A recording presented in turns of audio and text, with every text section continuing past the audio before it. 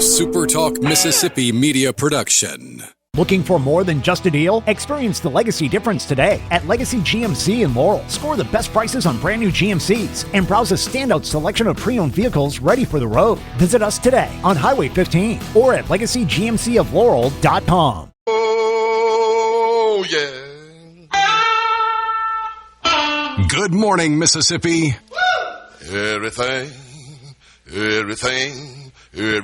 gonna be all right this morning. Mornings with Richard Cross. Oh, yeah. Here on SuperTalk Mississippi. Woo!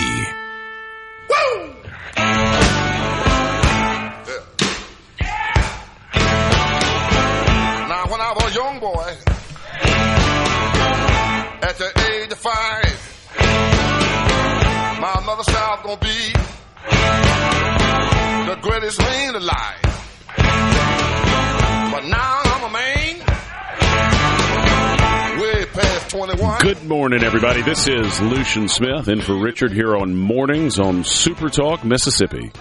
It is just after 6 o'clock here on Monday, May 11th. Tough to believe we're almost to the midpoint of May. It feels like 26 just started, but here we are. The days go by faster and faster. Although you can tell, Lance, you're already on the verge of summer. I know we're not yet technically in the summer months, but normally most of the year you come here and it's pitch black. But it was the sun was already coming up. The days are getting longer. Well, it scares me when you leave as early as I do most days and it's dark.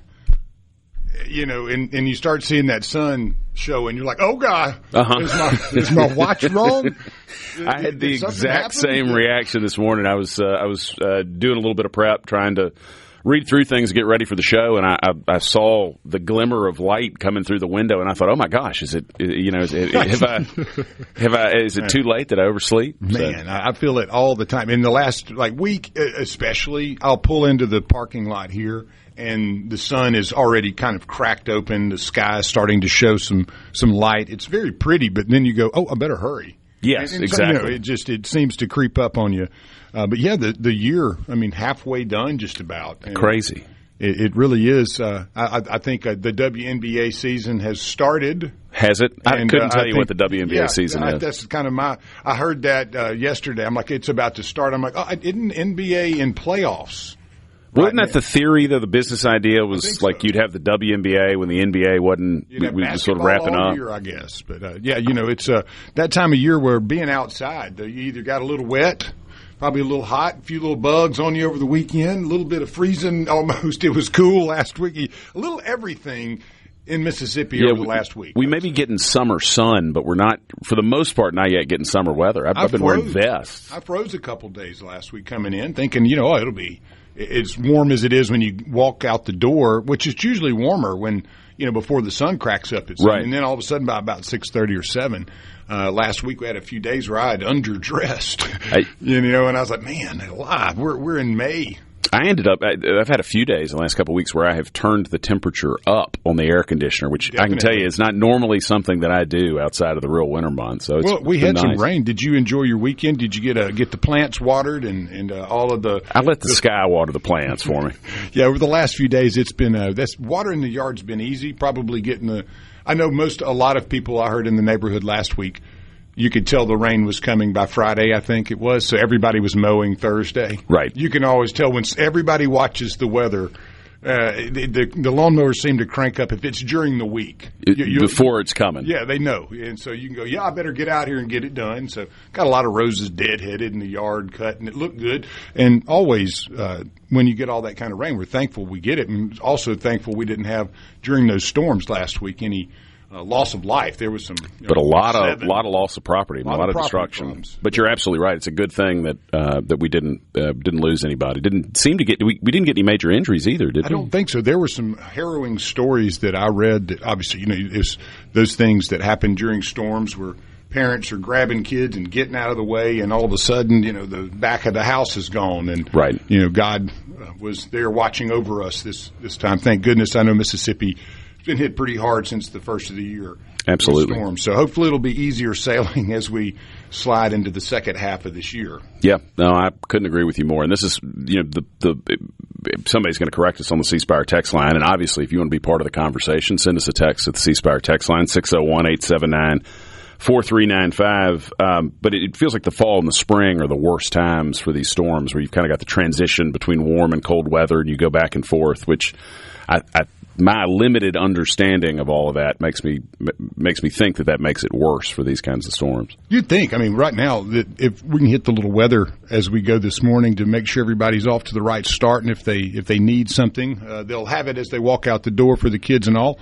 But today it's partly sunny, around 80 in the Delta. Have some winds through the evening. It'll be a little clearer and have about 5 degrees, 5 mile an hour worth of wind. So it won't be a heck of a lot. 55 though drops down pretty nice and low as far as if we're considering the time of year, and the temp for the night in the Delta is 55. Tomorrow it'll be sunny, about an 82-degree day and a little east wind. And then again, Tuesday night, cool in the Delta, 57 degrees. That's about as nice as you could want. That's the nighttime temperature? Yes, nighttime temperature. That's nice. During the day, it's right at 80. So in the central Mississippi area, you have 20% chance of showers today, overnight into the morning. I think we kind of saw that as we were coming in. So I don't believe there'll be a heck of a lot more to worry about. It says 10% chance of showers before 7 a.m., but after that, don't worry about it too much. So if you're worrying about taking the umbrella or the rain slicker, I don't know. You're in the clear I think today. you're going to be in the clear after about good. 7. So if you're one of those early birds like us, you may need to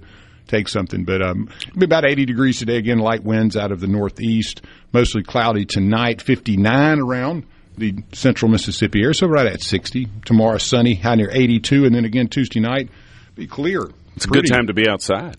It is. It's beautiful. Fire up the grill. Yes, sir. Biloxi, overnight, you'll have some patchy fogs if you're, again, the early birds getting up, going to work. Make sure you pay attention to those areas that normally a little low in the hollers where you get the fog and rolling in off the beach there. 50% chance of showers through the day. After about 1 p.m., there should be some dense fog, though, through the morning, so truly be careful out there. 82 will be the temp of the high today, about 10 miles an hour worth of wind out of the north. Maybe it'll blow some of that fog out of there for you by 9 o'clock. And rainfall amounts won't be too terribly high, but could get about 1/10 of an inch, unless you get one of those thunderstorms that roll through. Monday night, some showers tonight as well between 1 and 2 a.m. Low around 67 chance of the wet stuff is 60% down on the coast.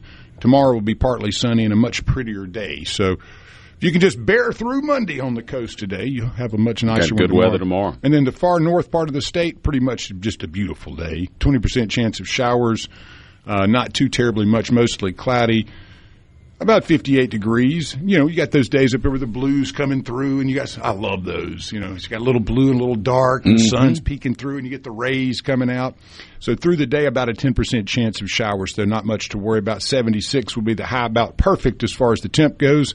Monday night, 49 in North Mississippi, and then Tuesday, a high near 79 degrees. So looks pretty good for most of the day in North Mississippi and through the night and tomorrow. May have a little bit of wet stuff, though, as you get up again this morning. Well, it's the time of the year you got to really take advantage of it. I mean, if you're from here like we are, you're used to the brutal heat in the summer, but there are these windows in the fall and the spring where you can be outside almost all day, and as you pointed out, might need a vest or something in the evening or the early morning when it's cool, but you got to take advantage of it when it's like this. You can't, in a couple of weeks, it's going to be brutal being outside in the middle of the day, and eventually even in the evening, it's going to be pretty hot. So now's kind of the perfect time to do what you can to get out there. I have a Whoopee type of hoodie that I love. It's kind of thick, but my brother-in-law and sister gave it to me a couple of Christmases ago, and I'm sure they got a deal on it because it's pretty, one of those kind of expensive ones, Sitka.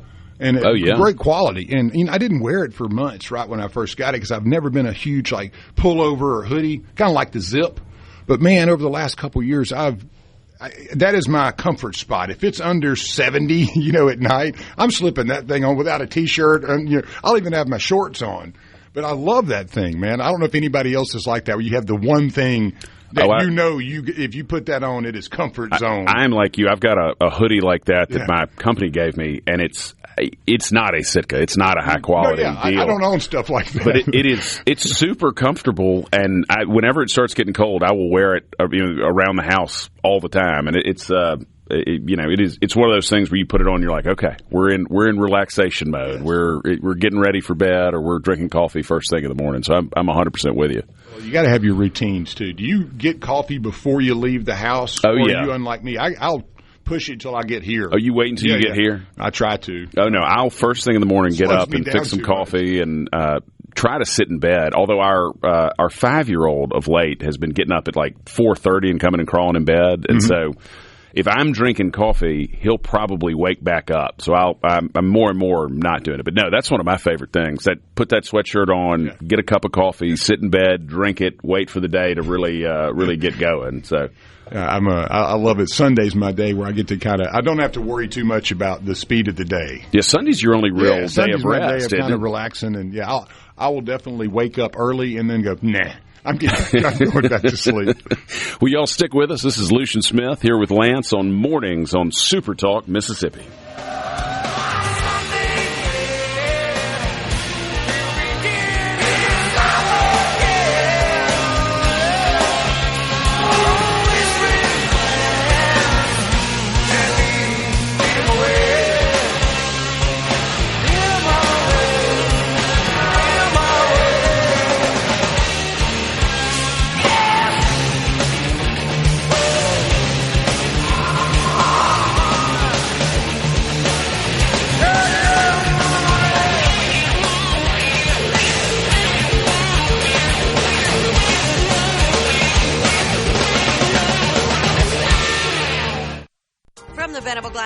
Where you're from, Abbeville, Batesville, D'Iberville, or any other ville in the SIP, you're starting your day off right. Mornings with Richard Cross. Super Talk, Mississippi.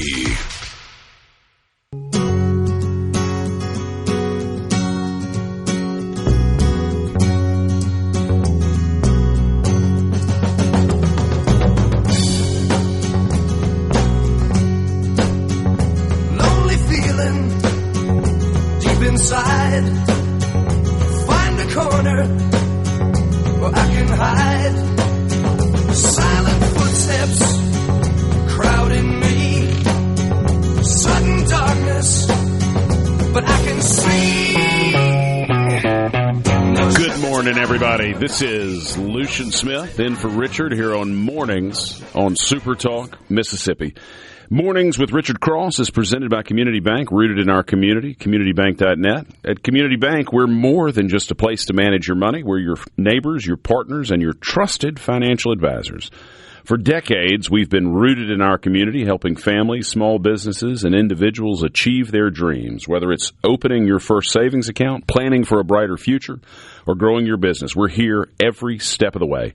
We're dedicated to our customers, committed to your success, and always here when you need us. Community Bank, rooted in our community, member FDIC.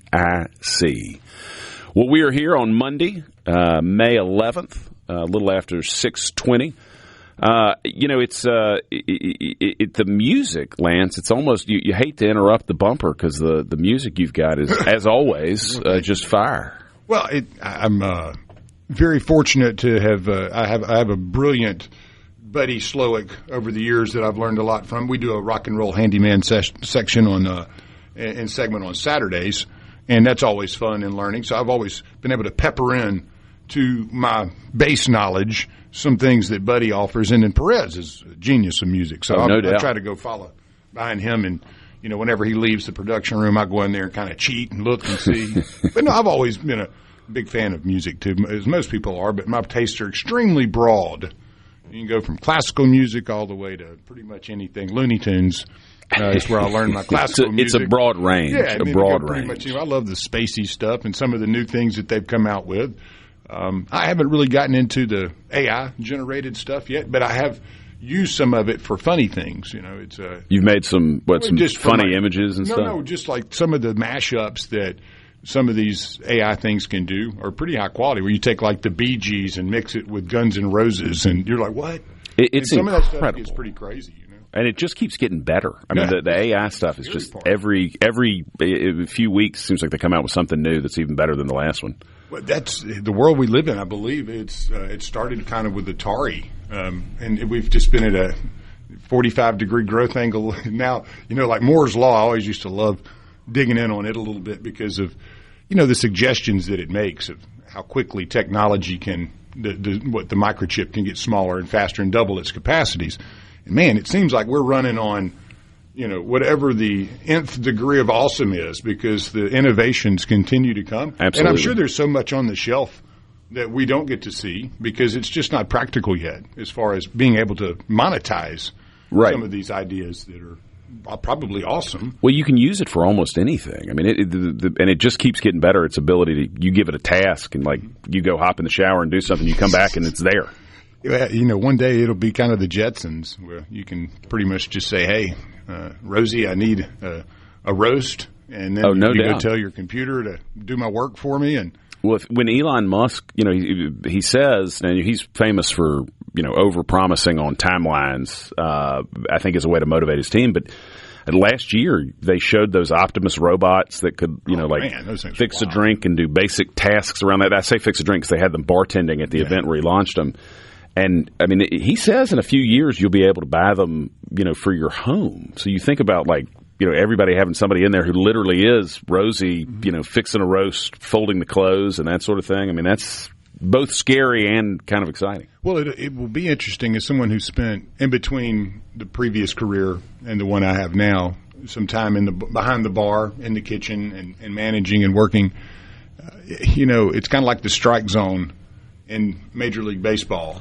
I mean, if it helps make something better, that it's going to migrate that way. Yeah, that's right. If a drink is made better, more consistent, more efficient, less spill, less stealing, the money stays in the drawer. Right. Well, that's true. These things all add up over time, and that's my point. Is I'm sure there's things like the Optimus that are on the shelf that would be totally applicable to many businesses, and that worries me a little bit because you go, what's going to happen to that job for that It's going to displace so much labor. It will. Well, you think about just like fast food's a great example. Mm-hmm. You get in a high-end kitchen, I don't doubt that eventually those robots will be able to do those sorts of things, but where it's really art, you got to have a human right now. I'm not saying AI doesn't get there. But if you're putting a Big Mac together, it's 3 pieces of bread, there's a quarter ounce of lettuce. I mean, you can program that thing exactly. And it's just a matter of time. You already see automated kiosks a lot where you go into fast food, where you just, instead of talking to a human, you go up and you put your order in. Right. It's not going to be too long. I mean, I'm thinking a few years before there's not a human being in there at all, unless it's a security guard. 2035, I would say, is probably a good target. I think that's totally reasonable. Yeah. But the thing that gets me is like if AI, like the Optimus robot, if it could actually eat a Big Mac, then you've arrived. Because that's one of the hardest things a human can do is to actually eat a Big Mac without it going everywhere. That's true. Trick is to I don't think a robot can do that. Yeah. You pretty much have to never sit it back down in the box. That was a trick somebody taught me when I was about 13. They're like, you know how to eat a Big Mac without it doing all that? And I'm like, no. Please teach me. That is a life wise skill. One. That's an older guy on my baseball team, Derek Qualls, if I remember. He goes, no, you just never put it down. I'm like, okay. And that works. Those are sorts of things you learn in high school that you never really forget, right? Yeah, that was quality knowledge there, man. Well, do we have any birthdays here on May 11th? Yeah, we have Matilda and Call of the Midwives, Pam Ferris, 78 today. A name that I also wanted to, I don't know who this is, but I really was enthralled by it, but Shorey Agdashlu. She has been. Yeah. So I have seen. I know she's the most famous one on the list, which says something about how good the May 11th birthdays are. But she was in House of Sand and Fog. Right now, I don't know that one. That's where I guess I. It's a sad one. It's like a Persian immigrant to California, and he buys a house out of tax foreclosure and. Just a lot of sadness all around. It's one of those art. If you want to escape, I wouldn't recommend it. That's not what I'm looking for. Usually, is the sad stuff. I like a good conspiracy though, stuff like that. Francis Fisher, Titanic, The Unforgiven, 74 years old. The great Tim Blake Nelson, 62 years old, known great for Oh Brother Where Art Thou, Watchmen, and many other things. Jeffrey Donovan, Burn Notice. That's a pretty good. Yeah. If you go back, he's not the greatest actor. He's kind of deadpan, but I actually like him in it. 58. Fargo, also known for that. A couple of others out there worth mentioning. I'm going to kind of skip through the musicians because I don't really know who any of those are. Yeah. Other than Mark Herndon, the drummer for Alabama. He's 66 today. And I guess a way back one would be Eric Burden, The Animals and War, 85 years old. Other notable figures for today, the man with the great mustache, and he did some art too, Salvador Dali. Oh, yeah, passed Salvador in 1989. The Persistence of Memory, and many cool things too. But yeah, the great mustache. When he really would pull it out, that thing, he could get it out to way outside of his ears and twist it up. He's the only person with a possibly, arguably, I want to put that caveat there. The only person who arguably has a better mustache than former Representative Jeff Smith. Yeah, there you go. A listener of the show. Raleigh Fingers may be up in there in his day. Yeah. The great pitcher always was like, man, that guy put in a lot of time on that before he went out to the mound. For it to, I guess would anybody even see it with those cameras back then, like Raleigh Fingers? It wasn't like the greatest. It wasn't HDI or anything. HDMI. Cam Newton is 37 today. There we go. The man with the coolest top hats. He's got some great drip, he does, I think, as the kids say. The guy's got some drip, and he could sling it a mile. It was one of those guys that you would think been one of the greatest of all time. If you'd have watched him in college, didn't work out as well. Yeah, why did he not make it in the pros? I think that money maybe gets to the head at sometimes of motivation. He was one of those that was so talented, though. It's hard to understand how you can't do that and carry that on at that level. That's the problem I want to have when I grow up, is having so much money that I stop being motivated. Because I hadn't hit that point. I'm waking up every morning hungry. That has to be it, though. To me, Irving Berlin, composer, born on this day in 1888. And one interesting thing that did happen on this day, and one of the craziest interviews you'll ever watch, is of Adolf Eichmann during the hearings of once he was caught on this day in 1960. He was responsible for organizing the systematic murder of 6 million Jews, give or take. It's so many that I don't know if they've ever been get down to the exact number. But he was captured by Israeli intelligence agents near Buenos Aires thanks to a blind Holocaust survivor and his teenage daughter. Huh. But if you ever are curious of what a crazy person has been brainwashed to believe that just following orders, that's all I was doing, man. Go listen to some of that in the translation. But one of the things I'll mention here is he goes, Eichmann said at his trial, all I know is that Heydrich told me the Fuhrer ordered the physical extermination. No record has actually ever been found. So the initial plan, obviously, was to just kind of move them out. But Eichmann was one of these that decided, we'll just take the word on it and we'll just start getting rid of everybody. Yeah, I don't. That's not a defense. I was just following orders. Yeah, so if you ever have an opportunity, it'll really make your skin crawl when you see something that evil. Yeah, that's unbelievable. It is, and with the deadpan face, and literally believed he had done no wrong. So on this day, that's when. Y'all, stick with us for our next segment. We'll get off of the Nazis and on to something a little warmer. This is Lucien Smith here with Lance on Mornings on SuperTalk, Mississippi.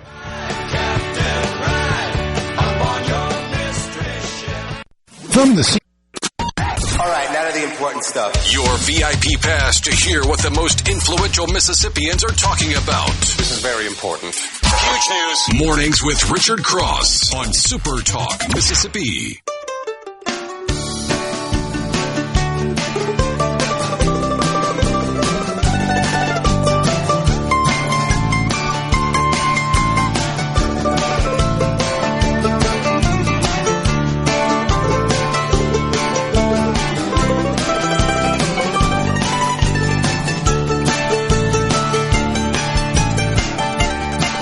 Good morning, everybody. This is Lucien Smith in for Richard here on Mornings on SuperTalk, Mississippi. I said we were going to get off of this topic, but we were talking about Eichmann before the break. There was a movie last year, Nuremberg. Right? Yeah. Did you see it? I have, yeah. Was it good? Yeah. Okay. I've not seen it, but I've. I mean, if you're a history type and you like that kind of stuff, I've always been. My grandfather served in World War II, so I've always been fascinated with the history of it, from the start to finish, especially once Americans, got involved and got the toehold over there. But also, the Italy campaign was to me one of the more fascinating ones too, because with the help of the Italians, the Germans were pretty strong, but once the Italians turned on old Mussolini, man, things went downhill fast. Turned something fierce. Yeah, so it's just a fascinating period of history. Terrible in its own right. I mean, I'm not a fan of war in any way. It's a nasty event, and there seems to be, after thousands of years of mankind, we probably should have figured out a little better way to figure out our differences, but we have not done that yet. That's very true. That's very true. Now, I hadn't seen that movie, but I see promoted clips of it all the time on social media, and it's one of those ones that at some point I'd like to watch. Well, there's some lighter items I have for you as well. Yeah, we should probably do that. Here. IBM, 1987. You remember Deep Blue, the chess-playing computer? Absolutely. First time it actually defeated Kasparov, the man. The Grandmaster, right? Or one of the Grandmasters. In the last game of a 6-game match to claim a 3.5 to 2.5 victory. So it was the first time a current world champion had lost a chess match to a computer under tournament rules. You know, Kasparov felt pretty bad about that. You think about I'm sure. It. Yeah, it's like, man, I'll go down in history, even though I'm the greatest probably of all time. Him and Bobby Fischer was a good one. And there's been many good ones, but, you know, that's what you'll be known for in many cases, losing the first time to a computer in a tournament. That has to be, humbling in some ways. Which back then, I mean, now it seems like, now with all the AI, like we were talking about, that seems to make sense. But back then, it really was shocking. And if I'm not a chess expert, I've played it a lot in my time, but think of 6 matches, I guess, back to back. That's a good bit of time invested. Well, that's very, very true. At some point, you're like, I give up. Uncle, you can have this one. Did IBM pay him for that, or was that just for the love of the game? I think it was it was one of those promo-type deals. The first NIL for chess, maybe. There we go. Well, on this day in 1981, Bob Marley passed away of cancer at the young age of 36. Wow. Distillation of early ska, rock, steady, and reggae musical forms blossomed in the 1970s into an electrifying rock-influenced hybrid that made him an international superstar.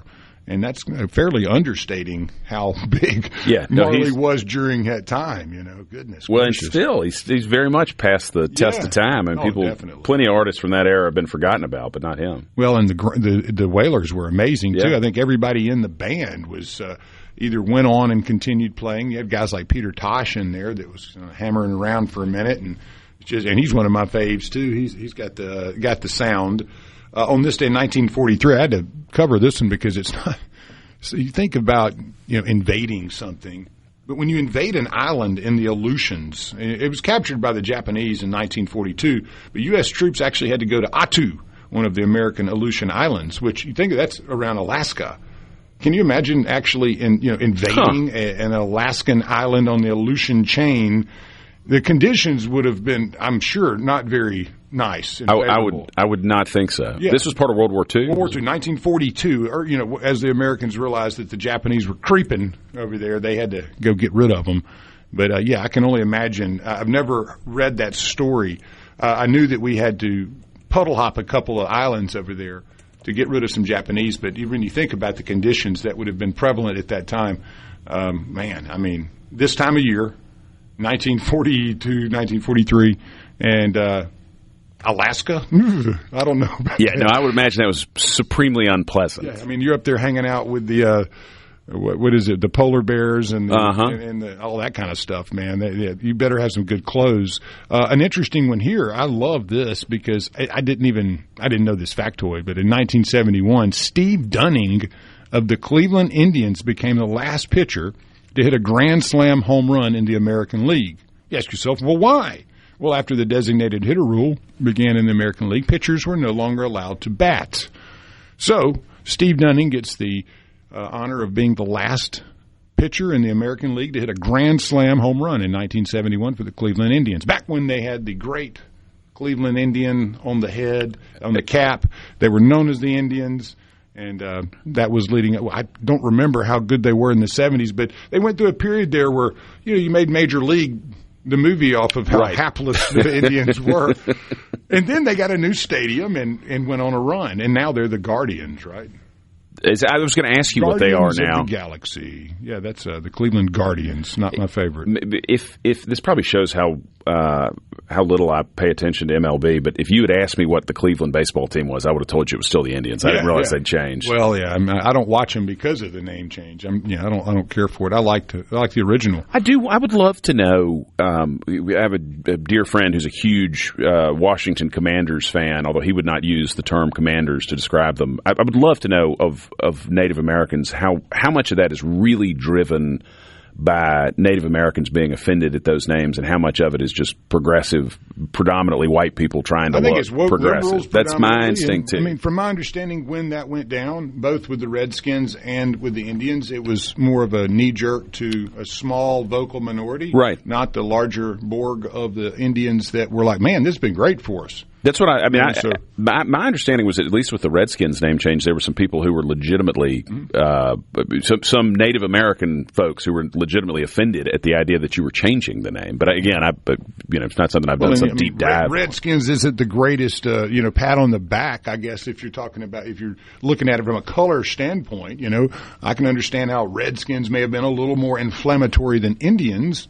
But, I think the Cleveland one, there was no real, fuss about that one. Well, you think about the Atlanta Braves back when they used to have a literal – I mean, I'm sure he was not actually an Indian, but you had a guy on the side dressed like he was an Indian. You did the tomahawk chop and all that stuff, man. So, it's interesting how times change, and But hey, Debbie from Ocean Springs says one high school girl was offended, and so they had to change the name. And Debbie is probably right. Thank you, Debbie. Right, Debbie. That's what I was thinking. I think there's one or two people.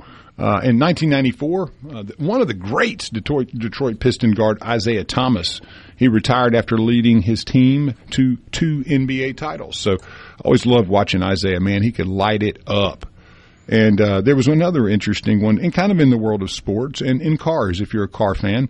On this day in 2012, American sports car designer Carroll Shelby, he died at 89 years old in Dallas, Texas. He was best known for being a race car driver, and he had to kind of retire early because I think it was his heart condition that, he had won the Le Mans, if I remember, and then had to retire.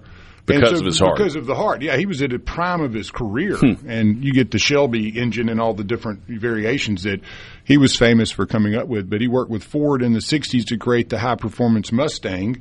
And he also was very instrumental, if I remember, in Ford winning their first big title over there.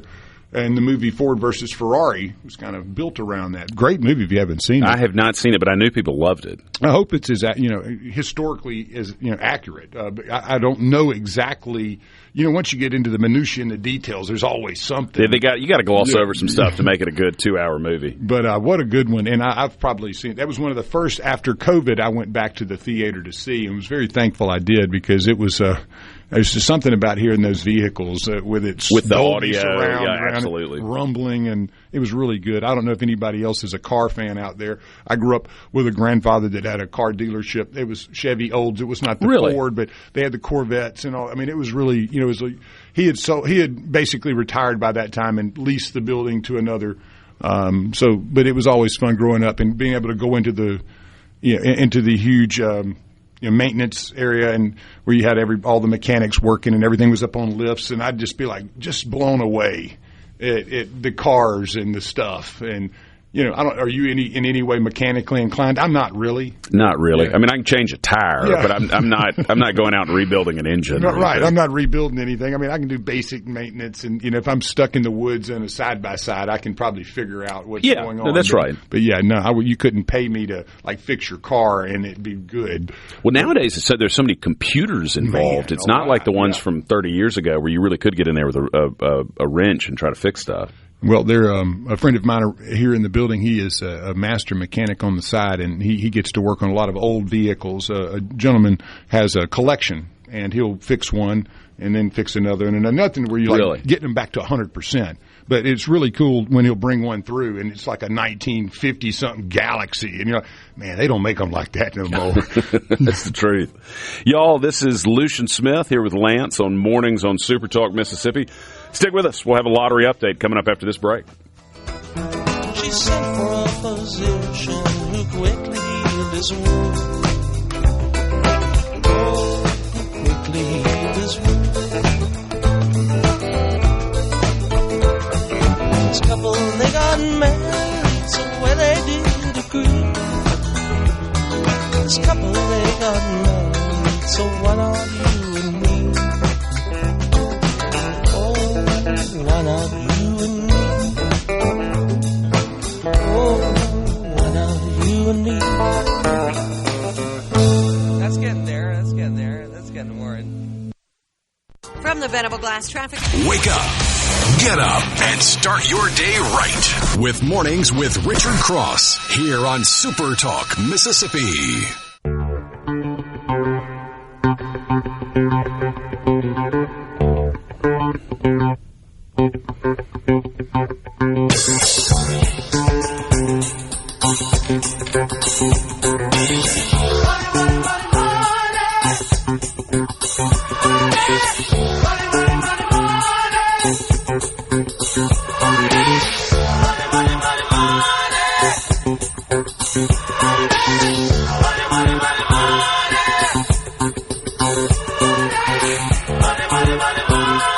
Here is your Mississippi Lottery update brought to you by the Mississippi Lottery Corporation. In Lotto America, there was no jackpot winner, but the jackpot for tonight is $25 million with a cash value of just over 11. The numbers from Saturday, May 9th, were 8, 12, 13, 27, 42 with a star ball of 4 and an all-star bonus multiplier of 4. There was no jackpot winner in Powerball, but a Powerball double play ticket sold at Three Rivers, Texaco, and Gulfport matched 4 out of 5 white balls in the Powerball to win $50,000. Double play is a $1 add-on that gives players' numbers another chance to win in a second drawing. The estimated jackpot for tonight is $57 million with a cash value of just under $26 million. The numbers from Saturday were 15, 41, 46, 47, and 56, a Powerball of 22, and a Power Play multiplier of 2. Double play numbers from Saturday, May 9th were 6, 27, 58, 61, 65, with a Powerball of 14. No jackpot winner in Mega Millions, but the jackpot for tomorrow night is $232 million, an estimated cash value there of $103. The numbers from Friday were 37, 47, 49, 51, and 58 with a mega ball of 16. Millionaire for Life, the numbers from last night's drawing were 1, 3, 20, 35, 46, with the millionaire ball being 5, but no millionaire winner there last night. No jackpot winner in Mississippi Match 5, which brings tonight's jackpot to $405,000. The numbers from last night's drawing were 1, 13, 21, 26, and 28. Well, Lotto America has the third largest jackpot in the game's history, with an estimated $25.17 million payout, a cash value of just over $11 million. Lotto America tickets are only $1, with the option to add the $1 All-Star bonus to multiply your jackpot winning prize or easy match for another $1 for a chance to win instantly. Get your tickets at your nearest retailer for tonight's drawings. You can check winning numbers or see if your ticket is a winner by downloading the official Mississippi Lottery app. Last week, over $2.4 million were paid at the lottery claims office, and over $5.3 were paid out at retailers. A few of those winners, we had a Sugarlac man win $5,000 on a cash for ticket from Tobacco Warehouse 12 in Columbus. Players from Jackson and Silver Creek each won $800 on tickets from Quick Trip number 7248 in Jackson and Andy's Food in Monticello. A Waynesboro man won $5,000 on a $10 Wheel of Fortune ticket from Circle K in Wiggins. And is it Port Barre, Louisiana, or Port Bar? How do you pronounce that? That's a good bar, maybe. Yeah. Bar sounds good to me. Yeah, I'm going with that. If you know, hit us up on the C Spire text line at 601-879-4395. But that Louisiana man won $100,000 on a $20 full of $5,000 winner ticket from Queen City Truck Stop in Meridian, and a Vernon, Alabama man won $5,000 on a $30 Millionaire Maker ticket from State Line Express in Caledonia. Those are just a few of the happy people who have won as a result of playing the Mississippi Lottery. Remember, you can't win if you don't play, and play responsibly. This has been your Mississippi Lottery Update, brought to you by the Mississippi Lottery Corporation. Those are some big numbers there. I mean, almost $250,000 on Mega Millions. That'd be enough. You could be like Cam Newton and lose your motivation because you had $250,000. I would definitely lose some motivation. Amanda from Pike County says it's Barre. Barre, yeah. That sounds right. That works. I'm not from that neck of the woods, but I will take your word for it. Well, visited many times. I can butcher up a French word better than anybody. At least it's a Louisiana town. It's not like I mispronounced Sugarlock. Like that would be a problem if you done the Mississippi word. Being a Mississippian like you, who spent a little time kissing babies and rubbing elbows with the big wigs, you kind of need to know the small, medium, and large towns, the communities, the crossroads, the schools. That's kind of important stuff, you know. You don't want to be the guy who said, "Oh, I went through Monticello, Mississippi." It's not good. It's not good. It's not good. Certainly not if you're in that business. You can get away with it in some of them. Well, we're coming up on the end of the 6 o'clock hour. Thank you for starting your day the right way here with us on Mornings on SuperTalk Mississippi. We got a great show coming up, and we might get into a little bit of sports in this first segment of the 7 o'clock hour. Stick with us. We got more coming up after this. Coming up next is Fox News, followed by SuperTalk Mississippi News.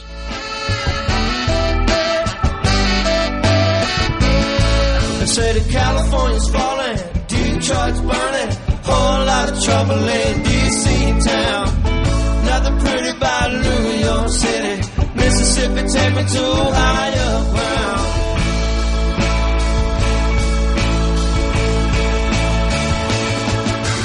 Oh my, bayou country, smell of mad lonely, bring it to your knees. Fade dog, don't and Cajun women, Spanish moss hanging from a beat. The views and opinions expressed by the hosts, guests, and callers on this show are not the opinions of TeleSouth Communications, its management, or advertisers. It's happening. You're waking up to what's happening. Mornings with Richard Cross. Right now on Super Talk, Mississippi.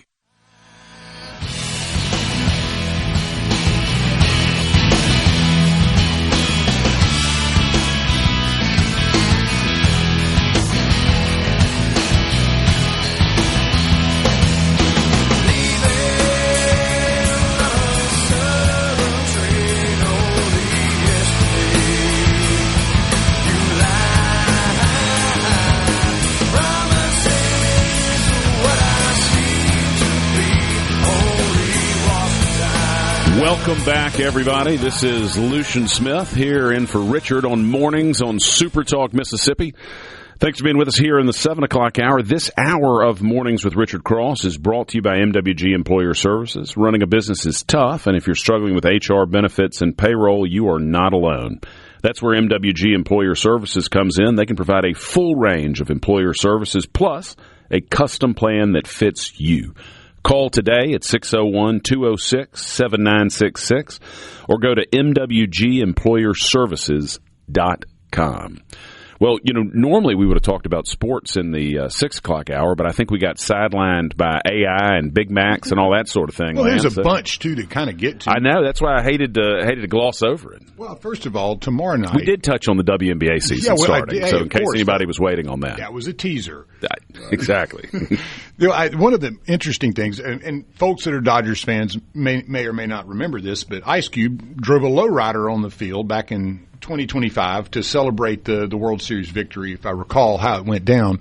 And the significance of that was the Dodgers had commissioned like a 5-year project to come up with the coolest lowrider that was for Dodgers fans. Well, that was it. Tomorrow night is kind of the full circle of that event, and they're doing a honorary bobblehead for Ice Cube sitting in a lowrider. It's really kind of cool. That is kind of cool. So I just wanted to mention that. That is kind of cool. Little pop culture right there. I'm not going to fly out to Los Angeles to get one, but if I live closer. Well, what made me think about that is, sometimes you forget stuff in the mornings, right? And I forgot my belt. So, and I also forgot to get my plane ticket, to go out and see this game. But that's right. Nonetheless, let's start with Southern Miss. Big weekend for the Golden Eagles. They were on the road in Harrisonburg, Virginia. And they had James Madison, one of those kind of weekends where you needed to win all three of them. They're chasing Coastal. Well, they did just that. They went out and won all three of them, 8-5. 11-1 in 8 innings, and then 10-5. So they got the sweep, one of those elusive things that happens every so often in college baseball, the good old sweep. So the Eagles, what does that do for them, though? Well, that's a pretty good question, because now they're 19-8, second and very solidly in second position there. Conference winning percentage right at .704. Only team ahead of them is Coastal Carolina. Heck of a ball club there, too. They're at 20-7.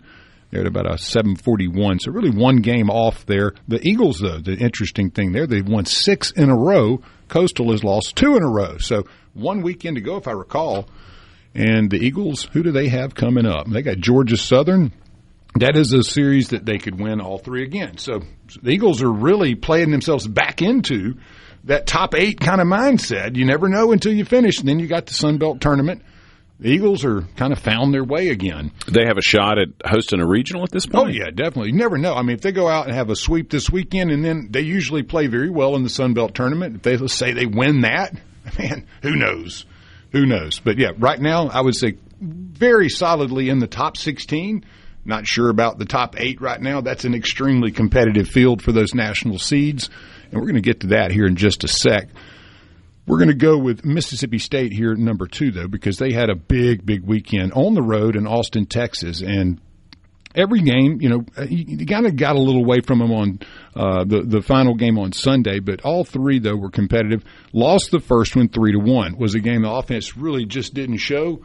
And I'm telling you, Texas pitching just had a great night. Valincas was on, and 3-1 is nothing to be ashamed of. He came out on Saturday, got the 7-4 victory. I believe Jack Bauer got that one, the freshman, the flamethrower from the lefty.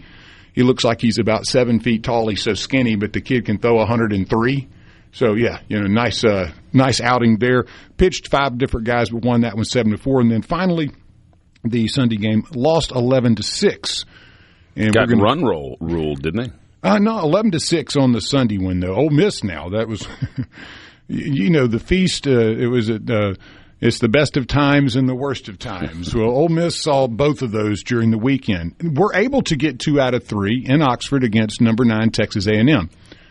Hunter Elliott, great ball game Friday night, 5-3 won that one. You had a rain issue, so they said, hey, let's play 2 on Saturday. Never been one of my favorite things in baseball is to have to watch 18 innings of baseball. If you're playing it, it's kind of rough. But at any rate, Ole Miss said, hey, let's punt on this first game. Let's just get run ruled 18-5 in 7 innings. That was one of the uglier games you've probably ever watched as a college baseball fan. It got out of hand quick. The Rebels really just couldn't do anything to stop A&M, and it may have worked out well for Ole Miss. Saved a couple of innings on the arms there and came back and won the second game of the doubleheader 6-5. Was a heck of a game by Taylor Rabe. He got up to 5-0 start. Then Texas comes back and ties you 5-5. And so you're sitting there rolling into the late innings, needing a run, and you finally get that 1 run to win it 6-5. So what does that do for the Rebels, and what does that do for the Dogs? Well, Georgia is clearly in first place, 21-6 right now. As you go down the list, though, Mississippi State is in 6th place. They're going to be sitting at 15-12. Alabama, Auburn, A&M, and Texas, with Georgia at the top of the ladder, the ones in front. State still has quite a bit to play for, obviously. They have I'm sorry, it wasn't Texas, it was Auburn. It was Auburn. It was Auburn and Starkville this weekend. You were right. I had the wrong thing pulled up. 21-6. They beat Nichols in the week, so then you had the big Auburn weekend there. And I was off my bad on that. You won 1 week off. You're good. Didn't hit refresh. But you were right. You had the big 10-run.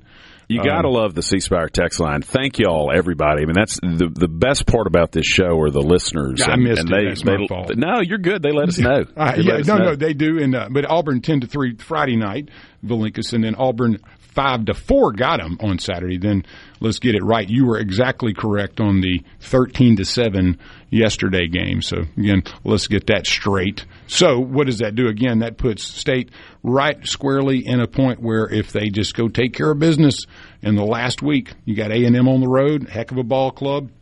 But State, to me, is a little better than them. I watched A&M through and through. I think State can handle them. So if State goes and takes care of business, they will be bumping themselves up even tighter to the top of the ladder there. They need a couple of wins. They say 17 is one of those where you want to get to. in the SEC play. 16 is kind of a guarantee that you'll probably get a regional. Right. State, with as well as they've played, strength of schedule, huge stadium, great crowds. I would say 16 gets them in. But, getting that 17 would be huge. Ole Miss has Alabama. Alabama's playing really good baseball. They've won 3 in a row. Ole Miss really needs to take care of business. Ole Miss is sitting at 14-13. If you want to host a regional, again, the teams in front of you, the ones that you've got to take out, there's one right there, circled, Alabama at 16-11. You really need to take care of business. You've beat Florida on the road head-to-head 2 out of 3. Mississippi State swept you 3-0 at home. You took 2 out of 3 from A&M, and you lost 2 out of 3 at Texas and Georgia. You lost 2 out of 3 there. So, I mean, everybody that you've played is in front of you for Ole Miss. And right now, the only one that you really hadn't played is Auburn and Alabama. You don't get Auburn on the schedule unless you play them in the SEC tournament. So, Alabama, it's right there for Ole Miss with both Mississippi State and Ole Miss clearly in the hunt. What is your feeling about your state dogs? I know you pay attention to them. I've watched them a lot. Getting McPherson back, even though it was kind of just a get your toes wet again, I think that's a huge piece of the puzzle for Mississippi State. I agree with you. I worry dropping this Auburn series means we're not going to end up hosting a regional, but I sure hope we do because it's just, to your point, such a great environment. Well, you did that, but the other side is you travel to College Station to play another top 10 type team. True. So if you go out there and take care of business 2 out of 3, then that kind of washes where you've been at home. Ole Miss has not played very well at home. We seemingly – yeah, no, that's true. You've gotten smoked a bit at the house. I can't remember. It's 3 or 4 different 10-run rules you've received at the house. So, yeah, I mean, when you look at those things individually, they matter. But collectively, I think State's body of work, if you take 2 out of 3 on the road against A&M, I don't see how you could deny them that opportunity. That's my question. Here's hoping. Why was this a Thursday, Friday, Saturday series? They always have at least one. But I always thought it was the very last one before the SEC tournament. Generally, you get to about week 2 or 3, if I recall it, maybe week 4, where they start putting at least one series starting on Thursday, probably for TV rights. Of course. You got Major League Baseball started, and everything kind of starts compressing there with the clock. So this past week, you just had Auburn and Mississippi State on Thursday. On Thursday, and so that's sometimes probably you'll have TV. 2 different series that'll be doing that. But yeah, this end, the end though is generally every game is Thursday, Friday, Saturday, right. The last weekend. So getting ready for the SEC tournament, which if I remember is a single elim, everybody goes this time. So that's a free for all, a mosh pit of baseball at the SEC tournament is upcoming. And again, apologize for covering the wrong weekend with State, but I think I ironed it out. I think you did. You did a great job. I was Lance, looking at it, I caught it, and I'm like, this ain't the right one. You hate to look over at the text line and go, why are we blowing up? Well, I wasn't even looking at the text line. I didn't have enough room You to. fixed it clean. So well done. Y'all, this is Lucien Smith here with Lance on Mornings on SuperTalk Mississippi. Coming up next, the state auditor, Shad White, comes in for a conversation.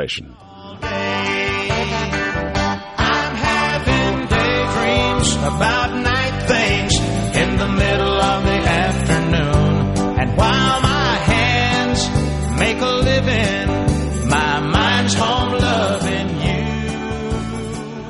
Good morning from the Venable Glass. Waking up Mississippi. From South Haven to Scuba, it's Mornings with Richard Cross on SuperTalk Mississippi.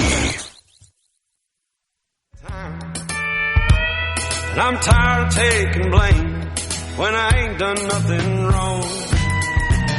I'm tired of other people trying to take what's mine.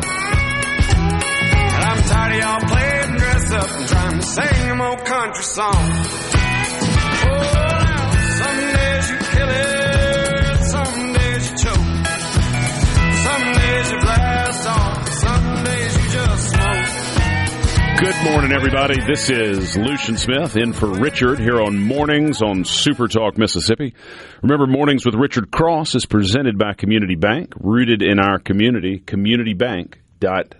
Well, with us in studio is the one and only, the state auditor, Shad White. Shad, how you doing, bud? I'm good, man. Thank you for having me this morning. I appreciate it. Thank you for taking time out of your busy day to be here. I know it's not easy. You got a young family at home on top of a lot to do in the auditor's office. I mostly got them fed before I ran out the door this morning. Well, that's well done. So mom was somewhat happy, I guess, somewhat. I know my wife is always thrilled when I announce that I'm going to be doing this, and she's on her own starting when the kids wake up. Happy late Mother's Day to all the moms out there. Exactly. Did y'all do something big for Mother's Day? We did not really. I mean, we went to church and Sunday school and all that kind of stuff, and then I took my mom and Rena and the kids to lunch, brunch, whatever we're calling it, right after church, and then we went home, and everybody took a nap, and I got a workout in, and that was good. That was our Mother's Day. Hey, pretty good. If everybody takes a nap, that's a win. That's right. Yeah, that's right.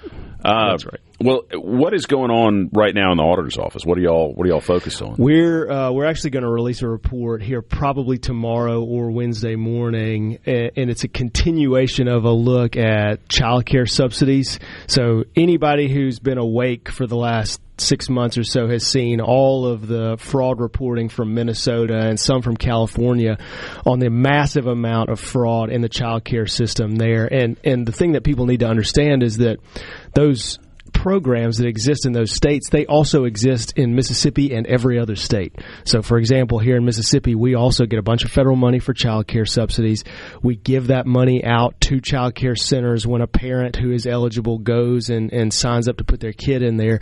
And so the structural weaknesses that you saw lead to fraud in Minnesota, that exists everywhere, which means we've got the same sorts of problems everywhere. Now, I think it's bigger in Minnesota than it is in many other places, maybe every other place. But at least here in Mississippi, we still see problems like, and we'll talk about this in the report tomorrow or the next day, we still see problems like a bunch of child care dollars going to a child care center and the kids just aren't showing up. Huh.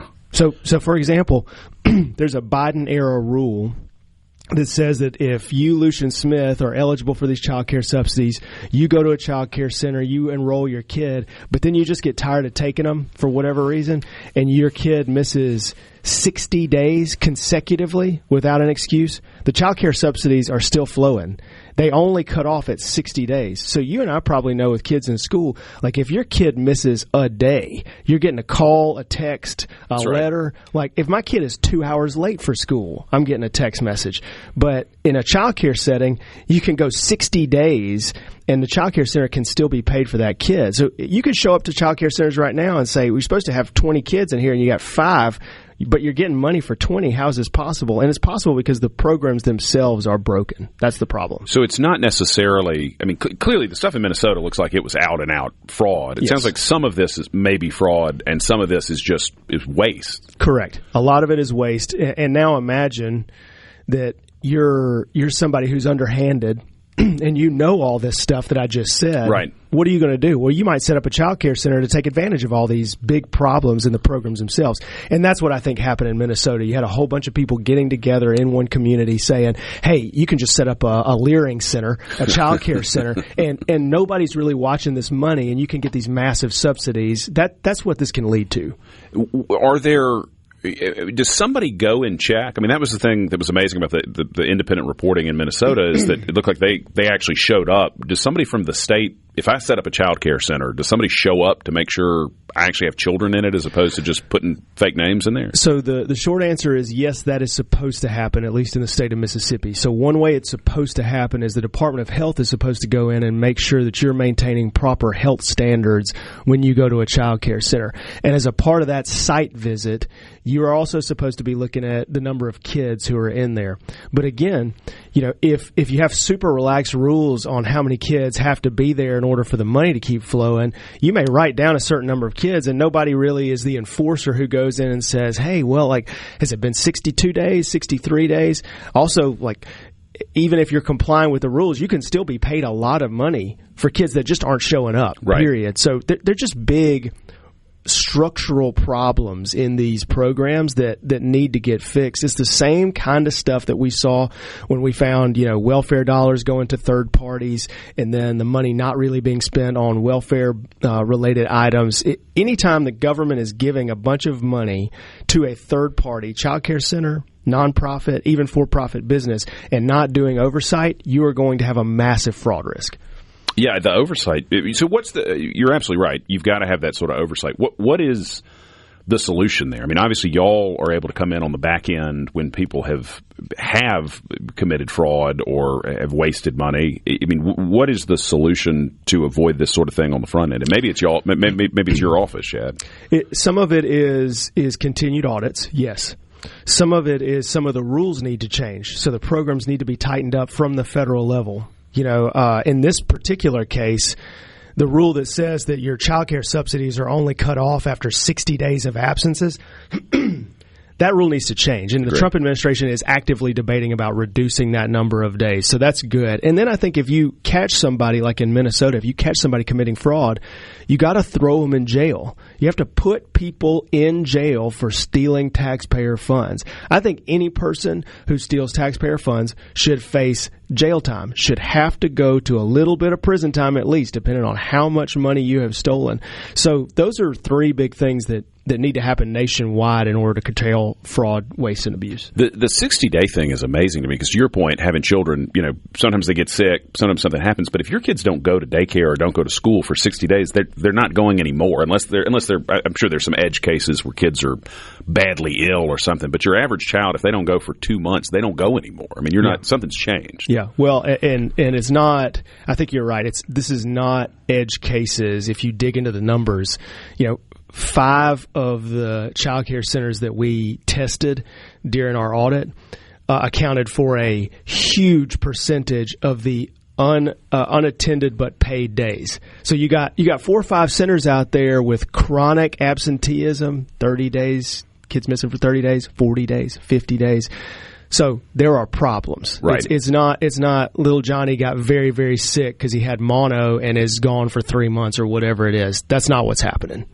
That's fascinating. So in your actual official office, what are the other things y'all are? I mean, I know y'all are working on 1,000 things all the time, but what are any other big things that are going on right now? One big thing that we'll work on through the summer, and we're going to announce this a little bit later, is a big audit of small state agencies, boards, and commissions for waste.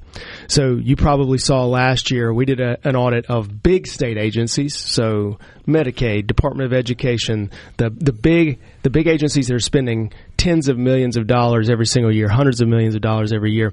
We called that audit Project Momentum, and we released hundreds of pages of documents around all the waste that we found. Everything from way too many cars, office space that wasn't being used, a state agency buying a TV screen for $5,800. $5,800. One state agency buying a TV screen for $5,800. If I buy a TV screen for $5,800, it better make me breakfast in the morning. Yeah, I mean, no doubt. it's fully insane.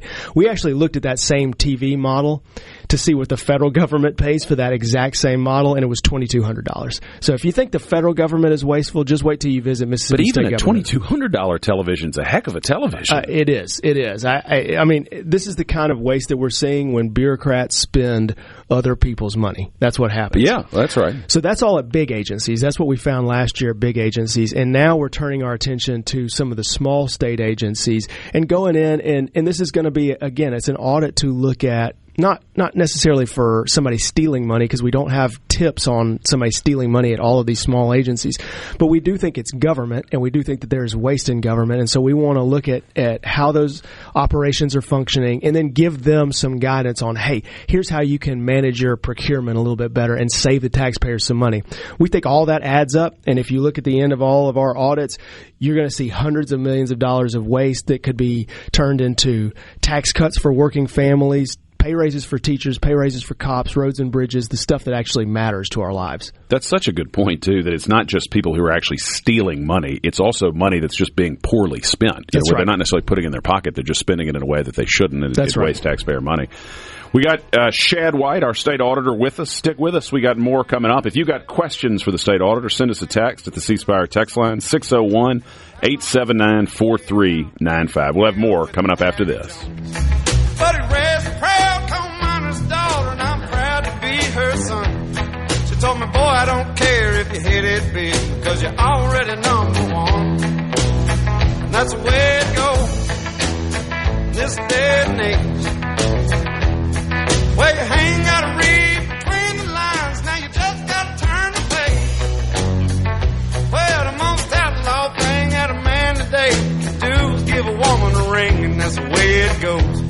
cafe fair in the world is me.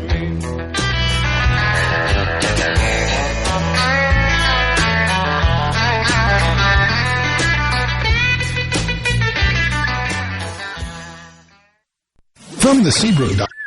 This is brought to you by Covington County Hospital in Collins, where your health matters. Want to know what's happening in Mississippi politics? Yes. You're in the right place. Mornings with Richard Cross on Super Talk, Mississippi.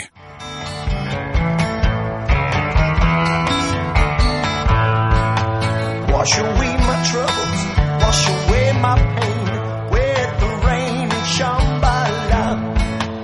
Wash away my sorrow, wash away my shame with the rain and Shambhala. Welcome back, everybody. This is Lucien Smith in for Richard here on Mornings on Super Talk, Mississippi. We've got our state auditor with us. Remember, Mornings with Richard Cross is presented by Community Bank, rooted in our community, communitybank.net. If you've got questions for the state auditor, send us a text at the C Spire text line, 601-879-4395. Shad, I want to get into some politics in just a second, but I'm curious, and you may not have gotten to this level of detail or may have forgotten at this point, but what actually is a $5,800 television? We've been shopping for TVs at my house, and I don't even know. I hadn't looked at a $5,800 television. I don't even know what that does. It's a Dell brand, I'll tell you that. Okay. This was purchased by DHS, Department of Human Services. Again, I've never seen or interacted with this particular television, but I would hope that, it gives you a massage at the end of the day. Yeah, absolutely. I don't know what it does, but I hope it's great. I hope it was worth it. You can get a big, great television for a heck of a lot less than $5,800. That's really... Here's the other thing. Like, some of these TVs are interactive. Like, you can draw on them and you do all kinds of stuff, right? There's also expo boards. Yeah. Like, I can take you to Lowe's right now. We can get you an expo board. It might just sound like a Luddite, but I mean, you can also buy a blackboard for like $15 and some exactly. chalk. Yeah, exactly.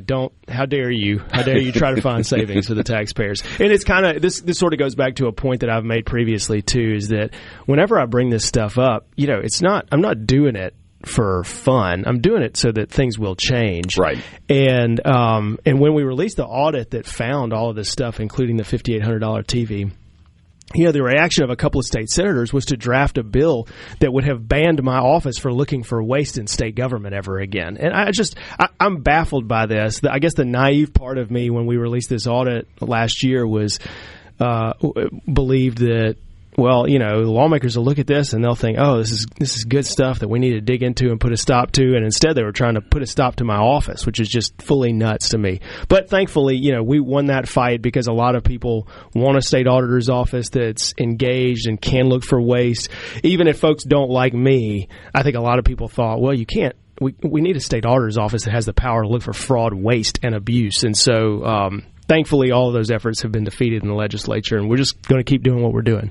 We've got somebody here on the C Spire text line with a good question. They know of some significant waste. Where can they submit anonymous tips to your office if they want to make sure you see something? So they can do that one of a couple ways. One, they can go on the auditor's website, so osa.ms.gov, and we have a fraud tip sheet that they can fill out anonymously. And so typically people use that if they want to report criminal activity, but you can also turn in examples of waste into that. Or two, you can just call the 1-800 number, 1-800-321-1275, and that gets you to our office and say that you want to report waste in state government, and they'll send you to the hotline will send you to our government accountability division, and then they'll take down your notes, and if it's something that we can look into, we'll do it. Well, we got a handful of people on the C Spire text line are texting in with specific examples of waste they're aware of. So I'll make sure we get that number and website out again, but make a point of listening to that and submit those there so that the auditor's office can take a look at it. Well, Shad, you've made some headlines since the Calais decision. For people who aren't familiar with it, Calais was what said essentially you don't have to create majority-minority districts in order to comply with it. Is that a fair take on Calais? Yeah, perfect. What do you think, and you've written some about this, but for people who aren't familiar with your public work on this so far, what do you think the state ought to do with the congressional districts? I think the state ought to redraw our congressional district lines so that we have 4 Republican seats, and that means redrawing Benny Thompson out of Congress. That's the very simple way of saying it. The reason why historically we have not been able to do that and why the state has had to have a gerrymandered district to keep Benny in is that the courts have told us we had to do that. The courts have historically told us we have to have this gerrymandered 2nd congressional district, which kind of runs along the Mississippi River and then juts out in some places. There is no requirement now that we have that district under the new Supreme Court ruling in Calais. So you've probably picked up the newspaper and you read that Louisiana and Alabama and Tennessee and Florida and multiple other states are redrawing their congressional maps in the wake of this new ruling. Mississippi has not yet. And so my argument is that we need to. And the reason that we need to is for the future of the country. So as a conservative, I don't want Benny Thompson and Hakeem Jeffries in charge of anything. Eliminate Stan. I don't want them in charge of anything. And so we need to do what is necessary here to help our country blossom in the future, to have safe streets, to have a government that's not going to raise our taxes, to have a secure border, and that means redistricting Benny Thompson out of Congress, period. And this would be the way to do that, to redraw the district. This would be it. Do you have are you having private conversations with legislative leadership or with the governor's office? Because as it stands, and I know you know this, but for the audience, the governor's called a special session that'll meet, I believe, on the 20th to consider changes potentially to the Supreme Court districts. He could, but has not yet. He's opened the door for it in some recent public comments. He could expand that to include the congressional district. So are you hearing anything privately that you can share? I'm not asking you to betray private conversations. Well, the governor is super smart, and he doesn't need my advice on how to handle this. I mean, I think that he set the wheels in motion by calling the special session, and we'll see what his strategy is for handling it. But he certainly doesn't need my advice on handling it because he's got a better read on politics than anybody else that I know. Legislators, yes. I mean, I hear from some legislators who say, hey, you're exactly right. We've got to do this.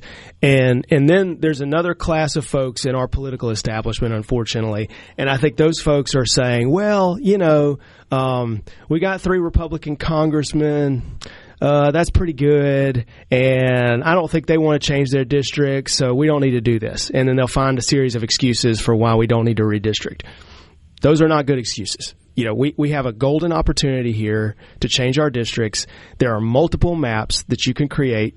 We could do one right now on the internet, actually, that create 4 safe Republican districts for Mississippi. So we should just do it. We should do what other state leaders in Louisiana and Tennessee and Alabama and multiple other states are doing. We should be a leader on this. And if we're not, there are big consequences. This congressional race this year especially is going to be very, very difficult. If states don't redistrict and we end up losing the House by 1 or 2 seats, there's going to be a lot of egg on a lot of faces because folks will look in the mirror and they'll think, man, if we had just redistricted sooner, then maybe we could have prevented this and we could have given President Trump, another 2 years of a House majority. So time is of the essence. We need to be doing this, and we need to do it quickly. So talking about the districts, because I would love to see us draw 4 safe Republican districts. I agree with you. One of the criticisms I've heard of redrawing right now is that if you take the 2nd congressional district and you divide up a lot of Democratic voters among primarily the 1st and 3rd congressional district, I'm sure you could put some into the 4th, that you end up potentially with a couple of districts with such a large number of Democratic voters that you run the risk of having those become competitive districts. So you could end up in a 3-1 or 2-2 situation as a result of it. I just don't think that is realistic because if that were the chief concern, the Mississippi Democrat Party would be lobbying for redistricting right now. They would say, man, we could potentially get a 2-2. Yeah, we're for redistricting. They are not for redistricting. That's a fair point. They are not for it at all. And the reason they're not for it is you can look up, and if you draw the maps well, you can end up with 4 districts that Donald Trump won by over 10 points. You can end up with 4 districts that Tate Reeves would have won in his governor's race last time, which was fairly close, or it was closer than a lot of other general elections in modern Mississippi history. So there are maps that create this reality a 4-0 state. I know that the White House has thought about this. I know that key Republicans at the federal level have thought about this. The question is not, are there maps that would do this? The question is, do our politicians have the courage to do this? That is the question. And as it stands right now, somebody can correct me if I'm wrong. I believe I'm the only statewide elected official or member of Congress to explicitly call for redrawing these districts and drawing Benny Thompson out. And I think that is going to change. I think day by day, people are going to start to see you cannot be on the other side of this. If you want good conservative government for our country, you have to be for redistricting Mississippi. So one thing that's different in Mississippi than some of the other southern states is, and again, correct me if I'm wrong, but I think we're the only one that's already conducted its primaries. I mean, legally, do you think, obviously, if you're Benny Thompson and you get redistricted out of a district, you're going to sue. There's no downside to that. Yeah, you'll sue, period. It doesn't matter what happens. That's right. So, and a bunch of people are asking this on the C Spire text line, but I think it's a good question that we are, looks like, going to have to take to the next segment. Can you stick with us for one more segment? Absolutely, yeah. Y'all, we are coming up on a break here. Stick with us. We'll have more with State Auditor Shad White coming up after this break. I got the green light, baby. I got to leave, moving out of here.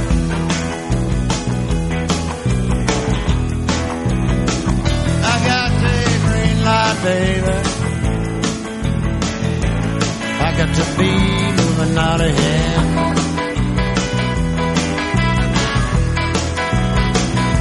I might go out to California. I might go down to Georgia. I might say,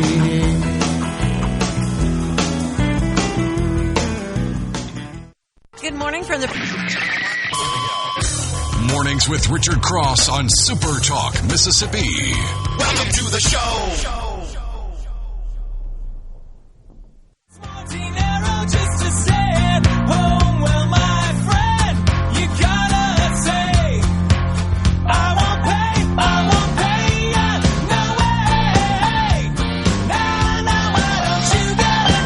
Leading with the Offspring this morning. Well done. Y'all, welcome back. This is Lucien Smith here with State Auditor Shad White on Mornings on SuperTalk, Mississippi. We only have a few more minutes left, but so Shad, I'm going to jump into it. We were starting to talk about this just before the break. Mississippi is different than most of the other southern states in the sense that we have already had primaries. I mean, there's a Democratic nominee in the 2nd Congressional District. Do you think that changes the legal analysis of what happens if we suddenly redistrict and force new primaries? Well, regardless of when and how we redistrict, we will get sued as a state. There's no doubt in my mind. So we have to be prepared for a court fight either way. What I would say is one reason people love President Donald Trump is that he sees that the other side is willing to fight, and he fights. And he knows that sometimes that's going to mean that that fight has to be had in a courtroom.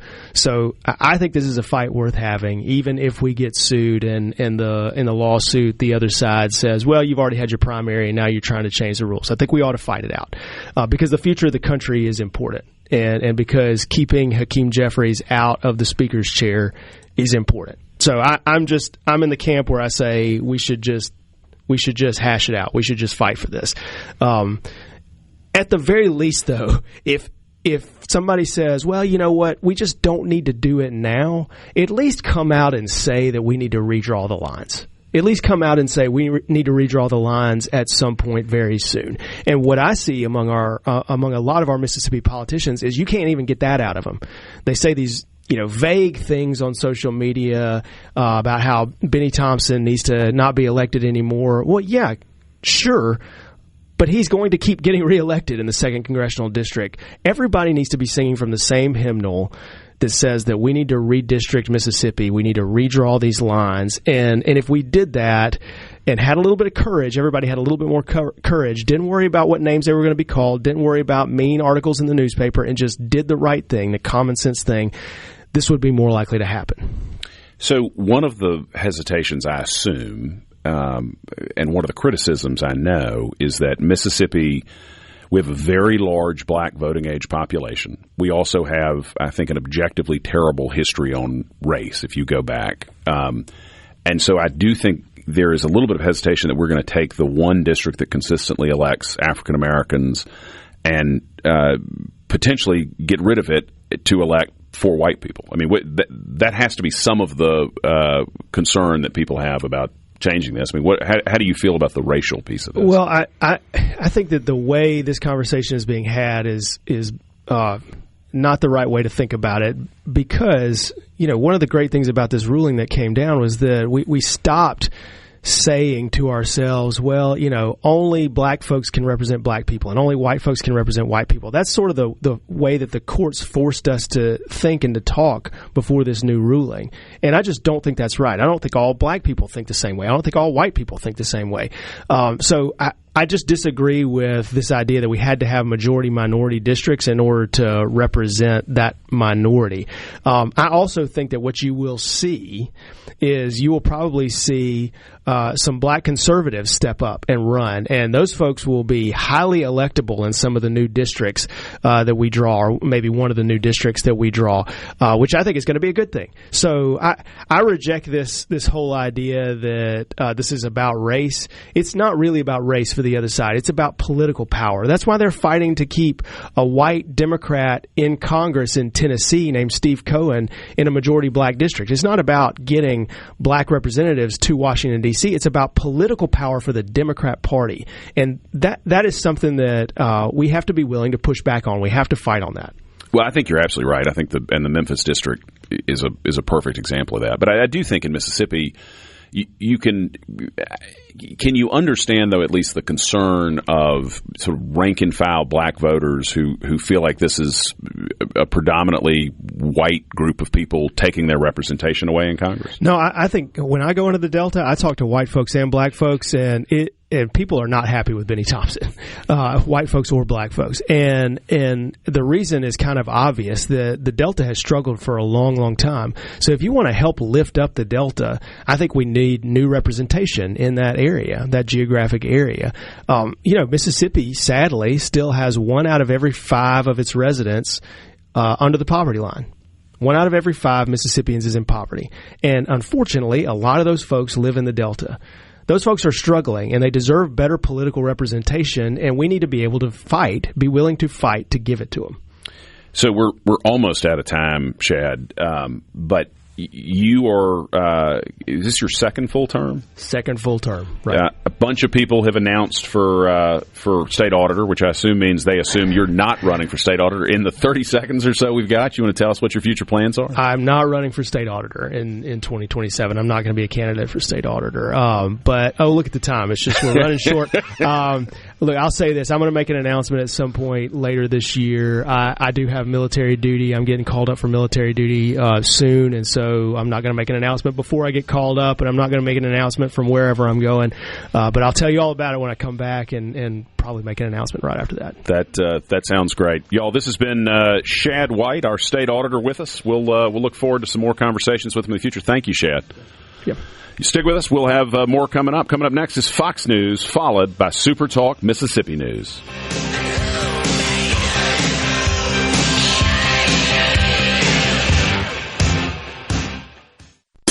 Now, what's happening across your state? Mornings with Richard Cross on SuperTalk Mississippi.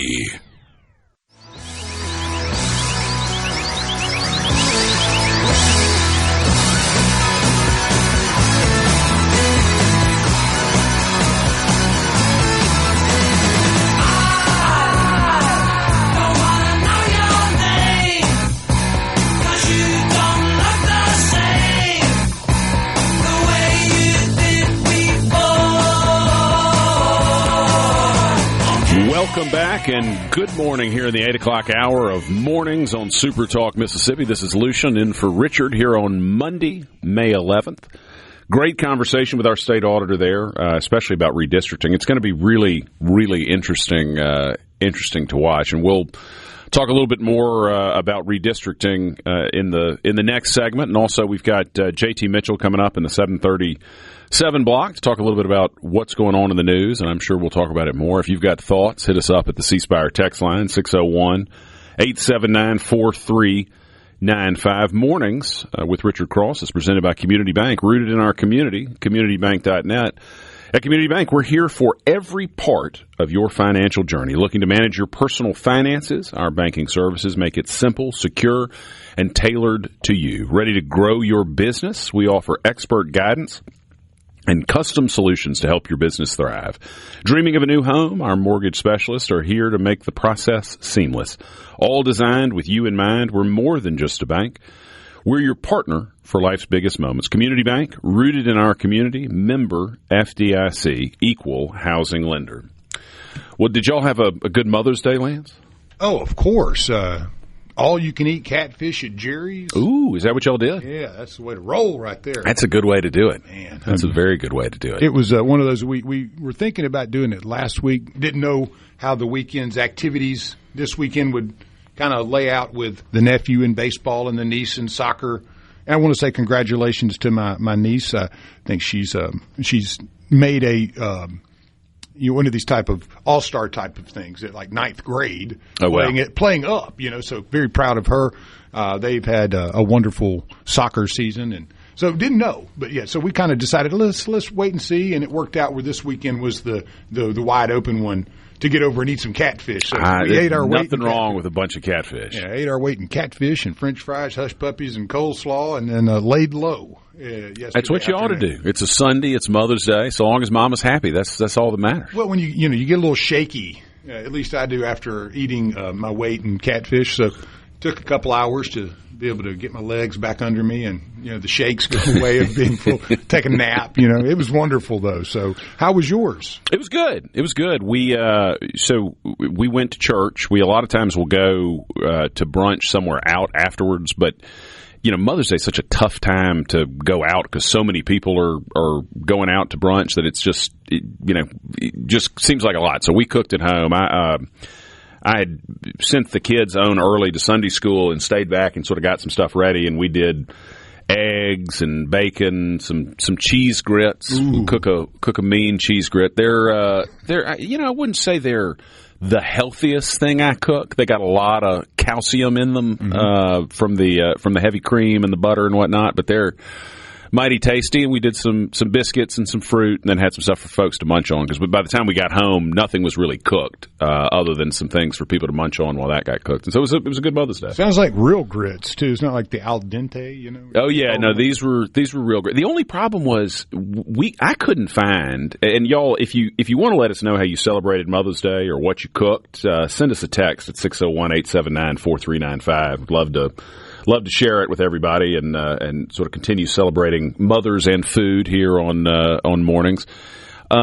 It's tough to find these days, at least for me, and I'm sure people are going to correct me here, but I find it's tough to find the old like red box Quaker grits that you used to get. It feels like now almost the only thing you can find is some sort of instant grits. Either the instant, but if you want real grits, if you want like the stuff that takes 30 plus minutes to cook, you almost have to get these fancy artisanal. Like my daughter, who loves grits, barely ate the grits that I cooked, and some of it I think it was because it was too hot for her.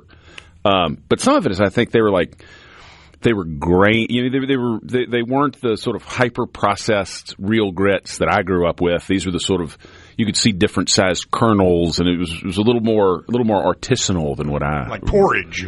Yeah, it was. I remember eating grits that were all perfectly uniform coming out of the box because Quaker had milled them somewhere in some proper industrial factory for food, and these were a little more real. Bubba in Starkville says stone ground grits are the best. Yeah, I don't disagree with you at all. I go back to, I had no idea the difference in grits until, basically my cousin Vinny came out. Then I actually was like, whoa, what's going on with this world of grit?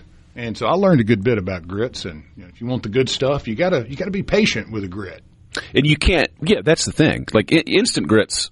I don't really like instant grits because you just can't do as much with instant grits. They're fine if you really want some grits and you're in a pinch. But like if you want to make really good cheese grits and stuff like that, you need something that's going to cook for a while and really absorb that flavor, not something so small that it's just going to be gone. Are you a shrimp and grits fan? I do like shrimp and grits. You got to have the au gratin. You can't have just regular grits. That's right. No, it needs to be a really flavorful pair of grits. Although I tend to eat kind of a low-carb diet. You can't necessarily tell that if you're watching on C-Spire TV as opposed to listening on the radio. And so I will frequently make mashed cauliflower. And every time I mention this to people, like at my hunting camp, I told them I was going to bring mashed cauliflower one week, and everybody's like, no, we don't eat mashed cauliflower. Don't bring that stuff down here. But, I make it with cheese and butter, a little cream. I mean, by the time you get those things, it's not a health food. Well, yeah, you need the cauliflower because of the stuff you're adding. The cauliflower is just a vehicle. It's like stone soup.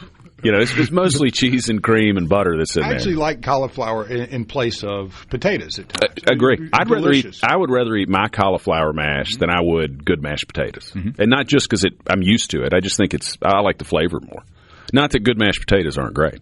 No, they are. It's just it's always nice to find a substitute or find something that you can play around with and get the same kind of flavoring from it, but yet probably not quite the number of calories. That's right. And my kids eat it up. I mean, both my daughter and my youngest son, they love cauliflower mash. Like if I try to get them to eat mashed potatoes, the other day I tried to get the 5-year-old to eat the grits. He was like, no, I'll wait for cauliflower mash. I'm like, wow. Buddy, these are cheese grits, my man. Trust me, this is the stuff you want.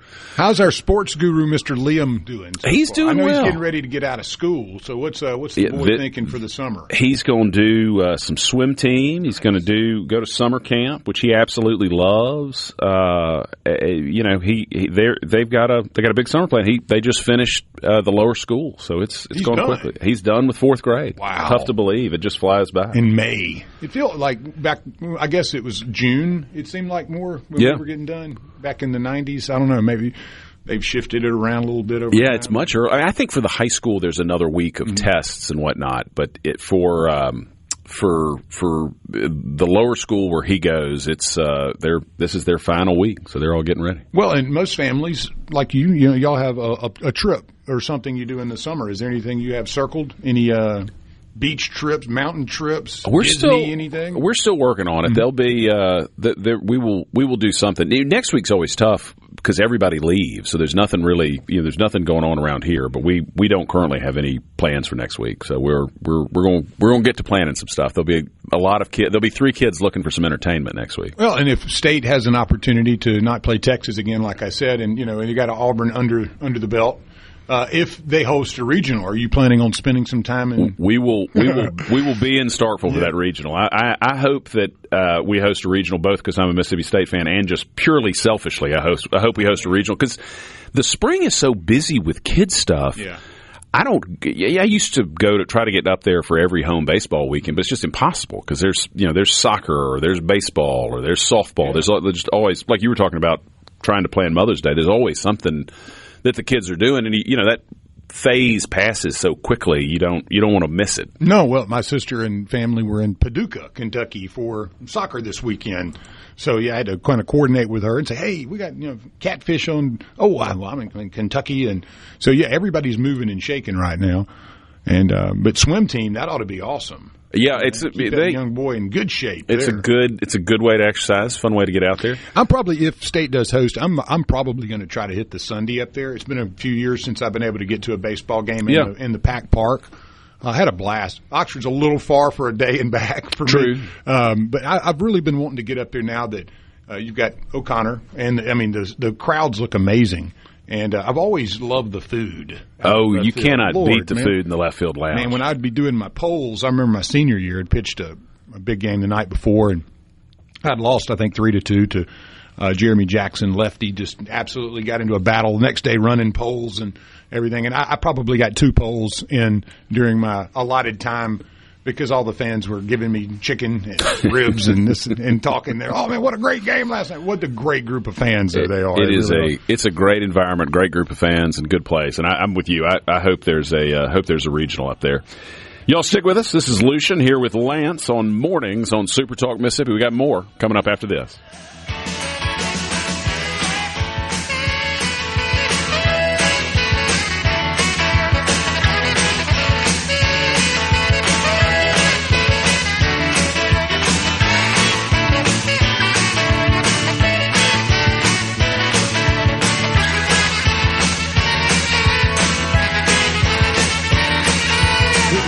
City, the law that's pride, slip to the door.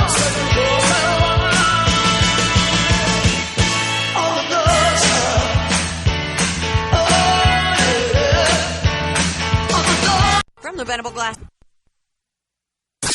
From the White House to your hometown, this is where you find out what's happening.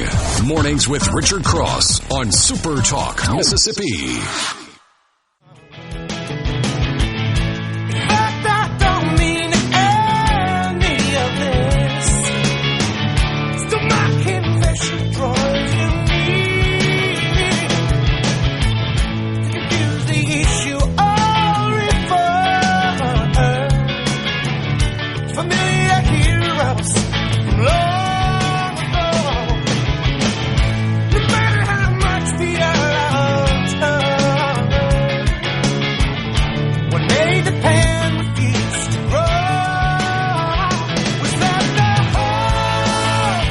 Good morning, y'all. This is Lucien Smith in for Richard here on Mornings on SuperTalk, Mississippi. More great music there with Blues Traveler, kind of a 90s classic. Lance, good work as always. Yeah, John Popper, what a crazy kind of guy, but man, they could put out some tunes. Is he still skinny? I don't know. Yeah, I just remember him being a gun lover. Because he was a big old dude, and then he got real slim, and I didn't know if that took or not. Yeah, I don't know, man. You never know with those that, he was huge, too. Absolutely. He was massive. Big sort dude. of wondered how he could get around big. I mean, and to tour like that, constantly for those years, you have to be hard on the body too. I'm sure. Knees and the back and all that. But Beck, I wanted to say something that I found very compelling and interesting in the Shad White interview. Shad's always a guy that, he shoots from the hip and tells you what he believes, and that's one of the, I think, endearing qualities most have for him is he tells you how it is. I think that's right. And I always respect that about any leader that comes on and gives you their gut instincts and their opinion. But the comments about race I thought were very interesting because I've not heard many of our leaders really say it in that way, where color doesn't matter when it comes to representing people. It shouldn't. And I believe that was a very cool way of putting it, that, black, white, yellow, red. I mean, we got to kind of get away from the mindset that only an African American can lead African Americans, so on and so forth. And same with white. I mean, it's talking about the conservatives that will have an opportunity. We've interviewed quite a few black conservatives and just brilliant folks, and having an opportunity there, I think is wonderful. And to not have just one district that is just like, all right, this is the way it's got to be.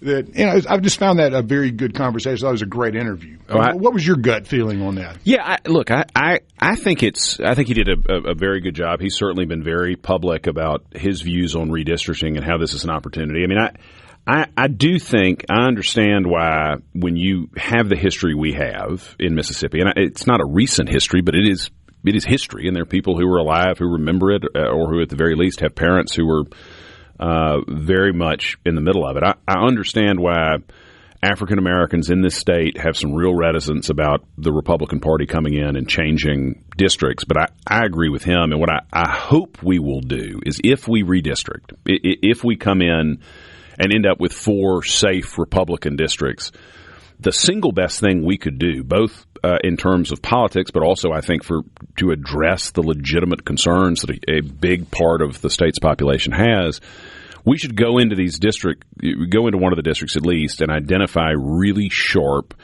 black conservative and rally around him or her to be the nominee in that district. And, I think the maps that I have seen, and there are a lot of maps going around, if we end up redistricting, could be any different, could be different options. But one of the things that would make a lot of sense would be to take the 1st congressional district and split it essentially into a northeast and northwest Mississippi district. And if you look at the 1st congressional district, if you look through history, there's been in recent times this sort of tension in that district of what the heart of the district is, whether that is DeSoto County or whether that is Lee County, which are 2 very different regions of the state. They're geographically close, but each of them has their own claim to kind of be the heart of the 1st congressional district. And so it might make sense from just to the extent that you want to give common communities of interest their own district when they're large enough, to take DeSoto County, peel it off, put some of the Delta in it, and you end up with this Northwest Mississippi district.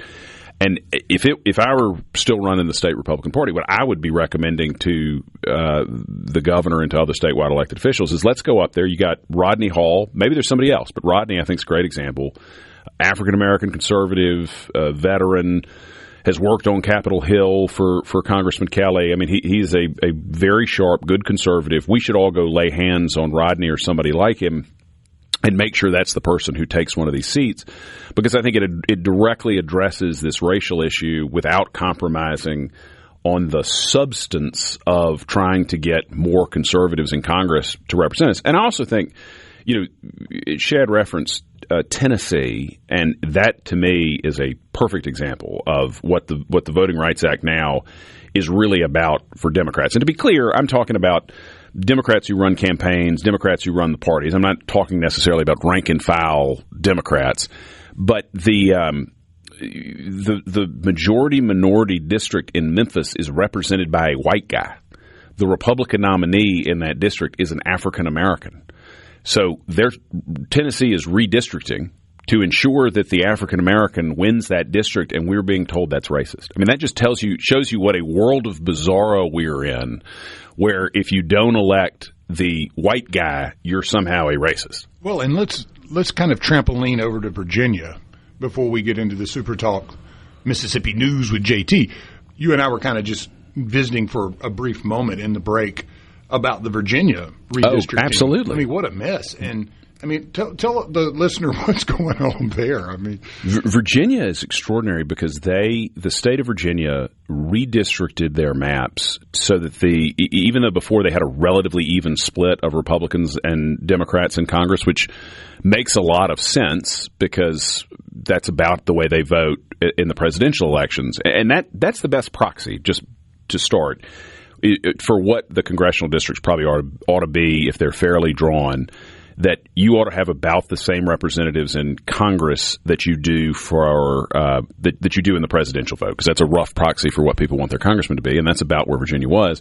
The Democrats have taken over in Richmond, and they decided to redistrict so that 10 of the districts would be likely to elect Democrats, and only one would elect Republicans. And it was an exercise of pure political power. It wasn't about representation. It wasn't about race. It wasn't about fairness. It was, we got the votes. We're going to elect as many Democrats as we possibly can. And subsequently, the Virginia Supreme Court struck it down on Friday because they violated the Virginia Constitution. There was a constitutional amendment that they didn't comply with in order to change the maps, and so the Virginia Supreme Court struck it down. And now there is talk in Virginia of coming back and putting into place a mandatory retirement age for the Virginia Supreme Court of 53. 53. Yeah, 53. Because the youngest person on the court is 54, and that would force the entire court to retire so that the Democrats could then replace those justices with people who were going to allow this unconstitutional effort to redraw to go into effect. And it's just naked political power. And you see it all over the country. If you look in the Northeast, there are states, Connecticut's a good example.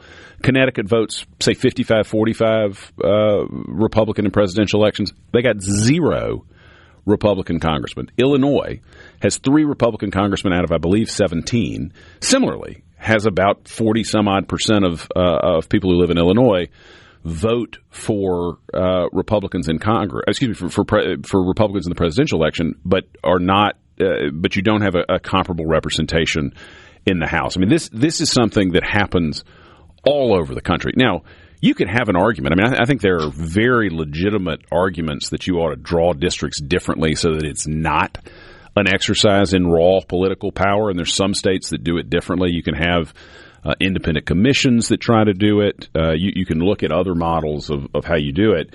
But when we're living in a country where Virginia is trying to draw out all the Republicans that they can, just like Connecticut and Massachusetts and Illinois and other states that are controlled by the Democrats, well, the Republicans need to be trying to level the playing field everywhere they can. And if we're in a position to elect 4 Republicans from Mississippi, I think that's something we very seriously need to take a look at. Now, Shad's also right. Whatever gets done in any of these states is going to be litigated. Anytime the Supreme Court comes out with a new major change in the law, it takes years of new decisions in the lower courts before you really have an understanding of what does the rule in Calais, which is the name of the case that overturned or that changed the old standard for the Voting Rights Act. It's going to take years to really know what the Calais standard actually is and how it applies in practice. But until we enact something at a federal level that ends partisan gerrymandering, you need to make sure that the playing field is even. And if we're able to elect 4 Republican congressmen from Mississippi, I think that'd be a good thing. I think there are a lot of people, and we talked a little bit about it with Shad, there are a lot of people who question whether you go from 3 safe districts to 2 safe districts and 2 that are more toss-up. So there's a lot of thinking that is going to go into drawing those. But if it's possible to draw 4 good ones for Republicans, I think in the current national political environment with Democrats doing what they're doing, it makes a lot of sense for us to do it. Y'all, this is Lucien in for Richard here on Mornings on SuperTalk Mississippi. Stick with us. We got JT Mitchell coming up next.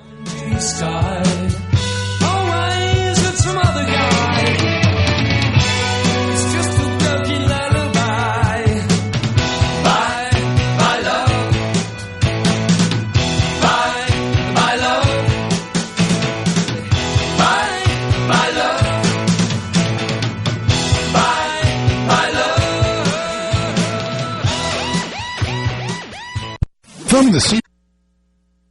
Start your day right. Mornings with Richard Cross on SuperTalk Mississippi.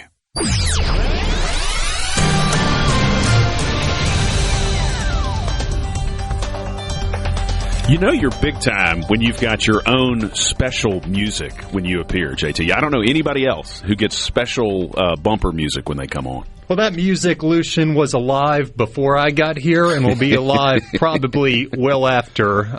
That's obviously the little jingle that comes on with SuperTalk News, airing on over 50 talk and music stations every single hour. It is a great place to get your news. I'm going to put that in my rider when I come on as a guest, that I need walkout music like I'm in the... Yeah, like a baseball game. Yeah, exactly. You just got to request it, and I'll deliver. I will figure out what it is, Lance, and I'll let you know. And Lance is good with the music. He can have you set up for every single bumper. Lucien Smith has a different intro song. On SuperTalk TV, people will be tuning in like crazy. You come through the door just beating your chest, getting hyped up. Well, like Josh Harkins, he likes White House Road by Tyler Childers, so I'll play that out of the gate. And sometimes when Jason White's on, I'll do the bill on Capitol Hill. There we go. That's always a good one. That's very appropriate. And then appropriate. Michael Watson, he always has a couple that he likes and has up his sleeve. So. Well, Mornings with Richard Cross is presented by Community Bank, rooted in our community, communitybank.net. Well, we've got with us JT Mitchell, the news director, SuperTalk Mississippi. JT, thank you for being with us this morning. Yeah, it's good to hear your booming voice back on the radio, Lucien. Well, I enjoy doing it. I appreciate y'all letting me come on from time to time. No, we're glad to have you. Well, we talked with State Auditor Shad White earlier a little bit about redistricting. What is it, the 30th? Is that the deadline for, is that the day the 20th? The 20th, 9 days from now at 1 p.m. is when the special session will begin. Now, what's been lost in the shuffle is that this special session isn't about congressional redistricting yet. It's about the state Supreme Court maps. That's first and foremost, because I believe it was in December you had a federal judge say that a portion of the state Supreme Court map dilutes black voting power.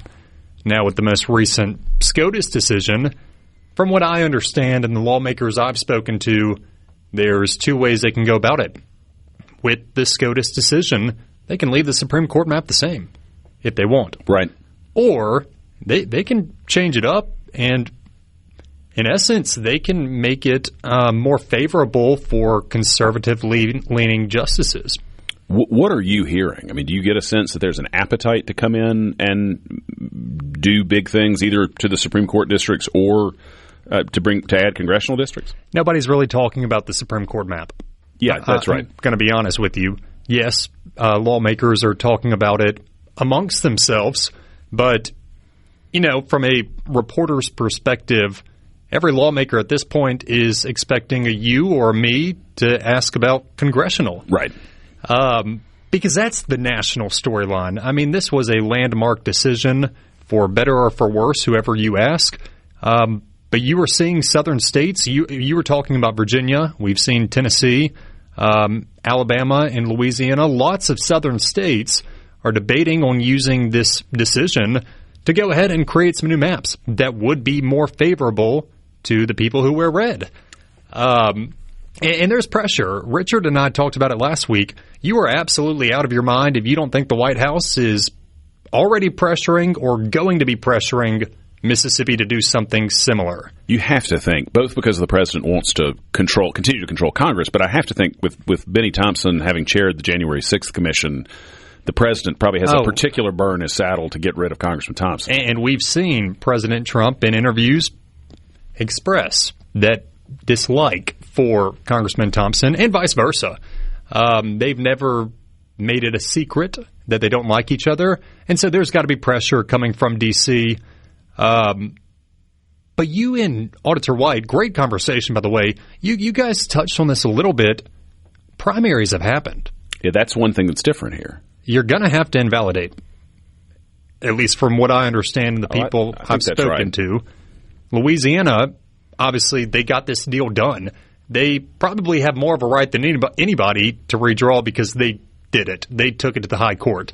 Well, Louisiana is a little different, too, because the Supreme Court literally said the Louisiana district is unconstitutional. Correct. So you have to do it there. And so they kept their Senate elections the same date, but the House elections they have postponed. Mississippi, though, we had our primaries. There are Republican and Democratic nominees in all 4 congressional districts. You have between now and the general in November, it's not much time. Are you hearing, as you talk to legislators and leadership over there, is there an appetite to do congressional right now, or are you getting more hesitation, or is it a little bit of both? It's a combination. I think that there is an eventual appetite. I'm not sure how hungry they are to do it come May 20th, because you're about to make it all sorts of confusing. If you do it May 20th and have to have new primaries, it's already confusing for a lot of people out there on how to vote. And you got to tell them to come back. And so I'm not sure, but pressure speaks louder a lot of times than anything else. If they start getting a lot of pressure, especially from the White House, I'm not going to be shocked if they decide to take it up. But I am hearing some hesitation on a few different fronts, especially those lawmakers who are attorneys by trade. They're worried about potential litigation. If you're going to redistrict, how do you do it where you're going to get sued either way? Right. There's litigation coming. How do you do it where you're never on the wrong side of litigation? I know that the attorneys up there at the Capitol are thinking about that. Some Republicans, as well as some political analysts, they think short term this could be great. You get 4 Republican congressional districts. It's all hunky-dory for the people with the R on their chest. But then, where do you put all of the Democratic votes that are in Congressman Thompson's district? Right. Do you eventually open the door for, and people say 2-2. I don't think Mississippi is going to have 2 pure red and 2 pure blue districts anytime soon.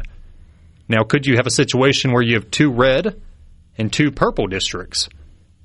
That's what some people... And that's not a trade-up for Republicans. It's not a trade-up. Sid Salter said it last week. Representative Sam Creekmore said it last week, that 3-1 may be the best Republicans can get. And so there's hesitation on several fronts, but an eventual appetite, I would say, because there's also the 2030 census. You could go ahead and make it where there's a 4-0 Republican congressional map. Hope that nothing really changes. We don't have a crystal ball about the litigation, but nothing really changes. Come 2030, if it's a 2-2 situation, 2 red, 2 purple, change it again. Yeah. We shifting off of politics for a second, JT, we had some terrible weather that came through. I think the worst hit parts were in South Central Mississippi, and I had my facts wrong. I conflated deaths with injuries. It sounds like we did have some pretty significant injuries from those storms. Yes, some portions of the Pine Belt got it pretty rough. 26 injuries as of last night, at least 7 tornadoes. I was out of town. I had a wedding to be in Tennessee, and when I got there, and of course I got updates on my phone, was keeping up with the team, but when I got there, several people from Tennessee, Georgia, Connecticut were like, are y'all okay? I mean, these storms were nothing to play with. They came down and they destroyed or damaged hundreds of homes and businesses and public buildings. But we did get an update last night from MEMA, 26 injuries.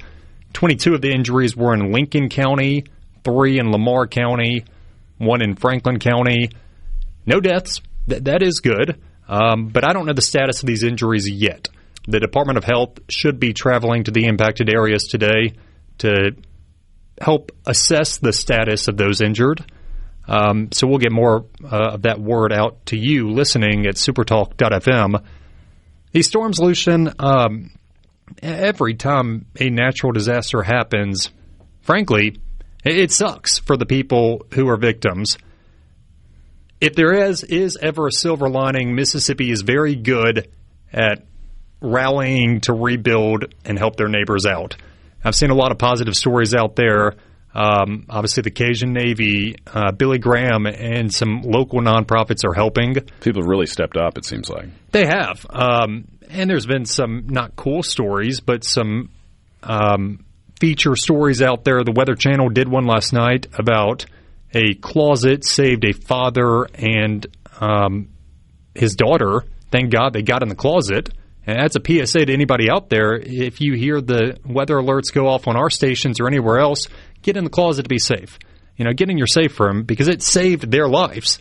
I saw one this morning. I think it was maybe Good Morning America, where a bunch of kittens were saved. I saw that. That's great. So there is a somewhat of a silver lining, but just keep the state in your thoughts, especially those impacted areas, and we'll keep you updated. Well, you give good advice there. We all get so desensitized to tornado warnings that sometimes you don't take them as seriously as you ought to because, we had one last week and nothing happened, so, let's sit here, and that's how tragedy happens. We got 30 seconds left. Any final thoughts, big time stories you want to hit? No, just go to supertalk.fm. Keep up with the latest. Lots of Mississippi colleges are heading to NCAA tournaments or about to be on their way in baseball and softball.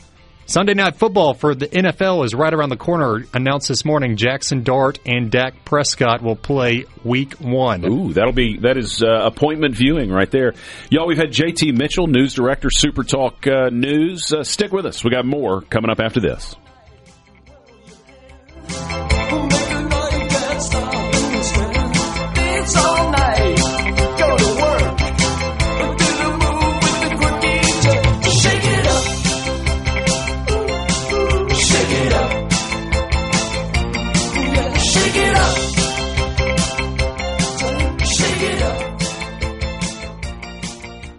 From the Venable Glass. Good morning, everybody. Time to wake up. Time to shine! Start your day right. Mornings with Richard Cross on Super Talk, Mississippi.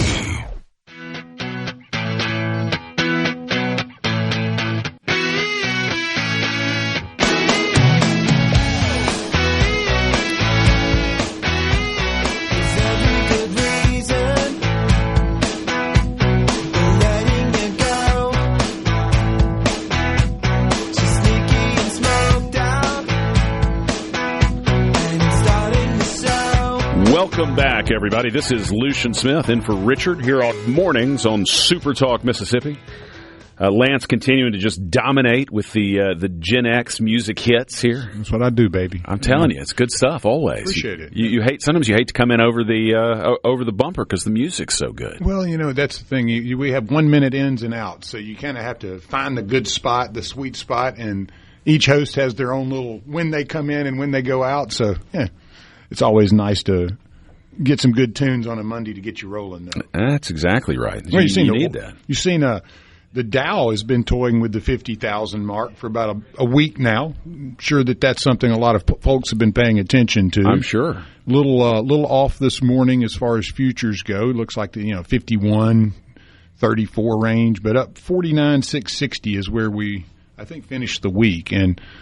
Really toyed with the 50,000 mark, which seems like one of those psychological barriers, right? Absolutely. It gets I through remember when it it broke 10 and people were so excited about it. Oh, man, I remember those days, too. I was a broker, and this guy, I think his name was Harry Dent, predicted 20,000 Dow, and everybody laughed him out of the industry almost. But it's blown through that. And oil up a little bit today. I know that's affecting a lot of folks' pocket. I know it affects mine as we drive in and out of work and do the things you have to do. Brent up to 103.08 cents, and WTI around 96.5. Last time I filled up my truck, I thought I'd accidentally put the premium gas in. When I looked over at the price, I went, that can't be right. I do $10 regularly, daily, just to kind of keep up with, just to see. And it's not that I can't put 20 or 40 or 100 in. I don't like to, but it allows me to know a little bit more about how much is the difference daily. Well, it also ensures that you always have gas in your tank. Well, not a lot sometimes, yeah. But yeah, I'd like to do it that way just to kind of see, how far I can go in a day on $10. Because, when times are good, buddy, you can go a long way on $10. When times get tight, it doesn't go quite as far. And you'll look at your, normally it's about a quarter of a tank sometimes. And then I've noticed I can't even get to the quarter of a tank. It still has space, before you get to the quarter. But I'm bad to wait until because you hate it's not an efficient use of time, right? You hate to pull over and go to a gas station because you're not getting anything done, but you have to do it. But I'm bad to wait until it is almost to 0 miles to empty. You got the light on the whole bit, which is stupid for a grown up to do. But I'm bad to do it. Brother, I remember years ago, I ran out of gas 3 times on the same day. Finally, I was probably in my early 20s, and I was coming back from McGee. It was a Sunday, and none of the gas stations were open. I'd gone to see my mama, was coming back. And I kept, going, okay, well, this one's going to be. It's back when nothing was really open on Sundays out in the country. And sure enough, I ran out of gas. Some kid drove by on a four-wheeler, and I flagged him down on Star Road. He was probably 12. I said, look, man, would you please go get me, some gas? He goes, yeah, I probably got some at the house. My dad, I gave him a blank check, and he took it with him, and his dad sent about $1 worth of gas. Put it in there, got down the road, and I had a V10 Magnum truck. So it was just sucking it down, man. I bet. I had it neutral, basically, trying to go. I hadn't run out in ages, but it's such a terrible feeling. Yeah, ran out again. Oh, really? Before somebody you could get came somewhere. By, flagged them down. They brought me enough gas to, I thought, get me back to Brandon. Got to the 3-way stop at where you take the left to go out toward Vans. I think it's 18. I think that's where close to it. Right. And ran out of gas again. And I'm like, man, I'm not flagging somebody else down. I'm almost in Brandon. I called my mom and told pouring down rain. And she cussed me up and down. They came and got me, and then she was so mad at me that she took me down to the gas station. I got a little gas, and dropped me back off at the truck. And she's like, "If you ever do this again, I'm gonna put a boot, where." So, well, Thomas in Greenwood, who's had a lot of great comments today. Thomas, I'm sorry we hadn't gotten to any of them, but he points out that waiting until your gas tank is almost empty is hard on the fuel pump because it is cooled by the fuel that surrounds the tank. These are things I'm learning. I couldn't have told you that. I didn't. Thomas has got a lot of technical and mechanical skills, so thank you for the update there. But it's so. I do it, but it is so irresponsible when it's one thing if you literally do not have $5 to put in your gas tank, but if you can put gas in your car, you should have gas in your car if you're driving around. It's basic. I 100% agree. I don't always do it though, and it does always seem. It's been a long time since I've run out of gas, but similar to you, the memories I have of running out of gas are always in a bad situation, right? It's never that you run out of gas just down by a gas station on a sunny, pleasant day where you're taking a nice walk. You're walking in a driving rainstorm and going in and going, do y'all have gas cans? I got a couple of those stories. Absolutely. Absolutely. Y'all, this has been a great 3 hours. Thank you for letting me spend it with you. Thank you, Lance, for being with us this morning, for all your good work to make this show happen. This has been Lucien Smith in for Richard here on Mornings on SuperTalk Mississippi. Coming up next, we got Fox News, followed by SuperTalk Mississippi News. Y'all have a great week. And in that southern moonlight, she sang the song so well. If you be my visitor, I'll be your Tennessee line. And we can walk together down in Dixieland. Down in Dixieland.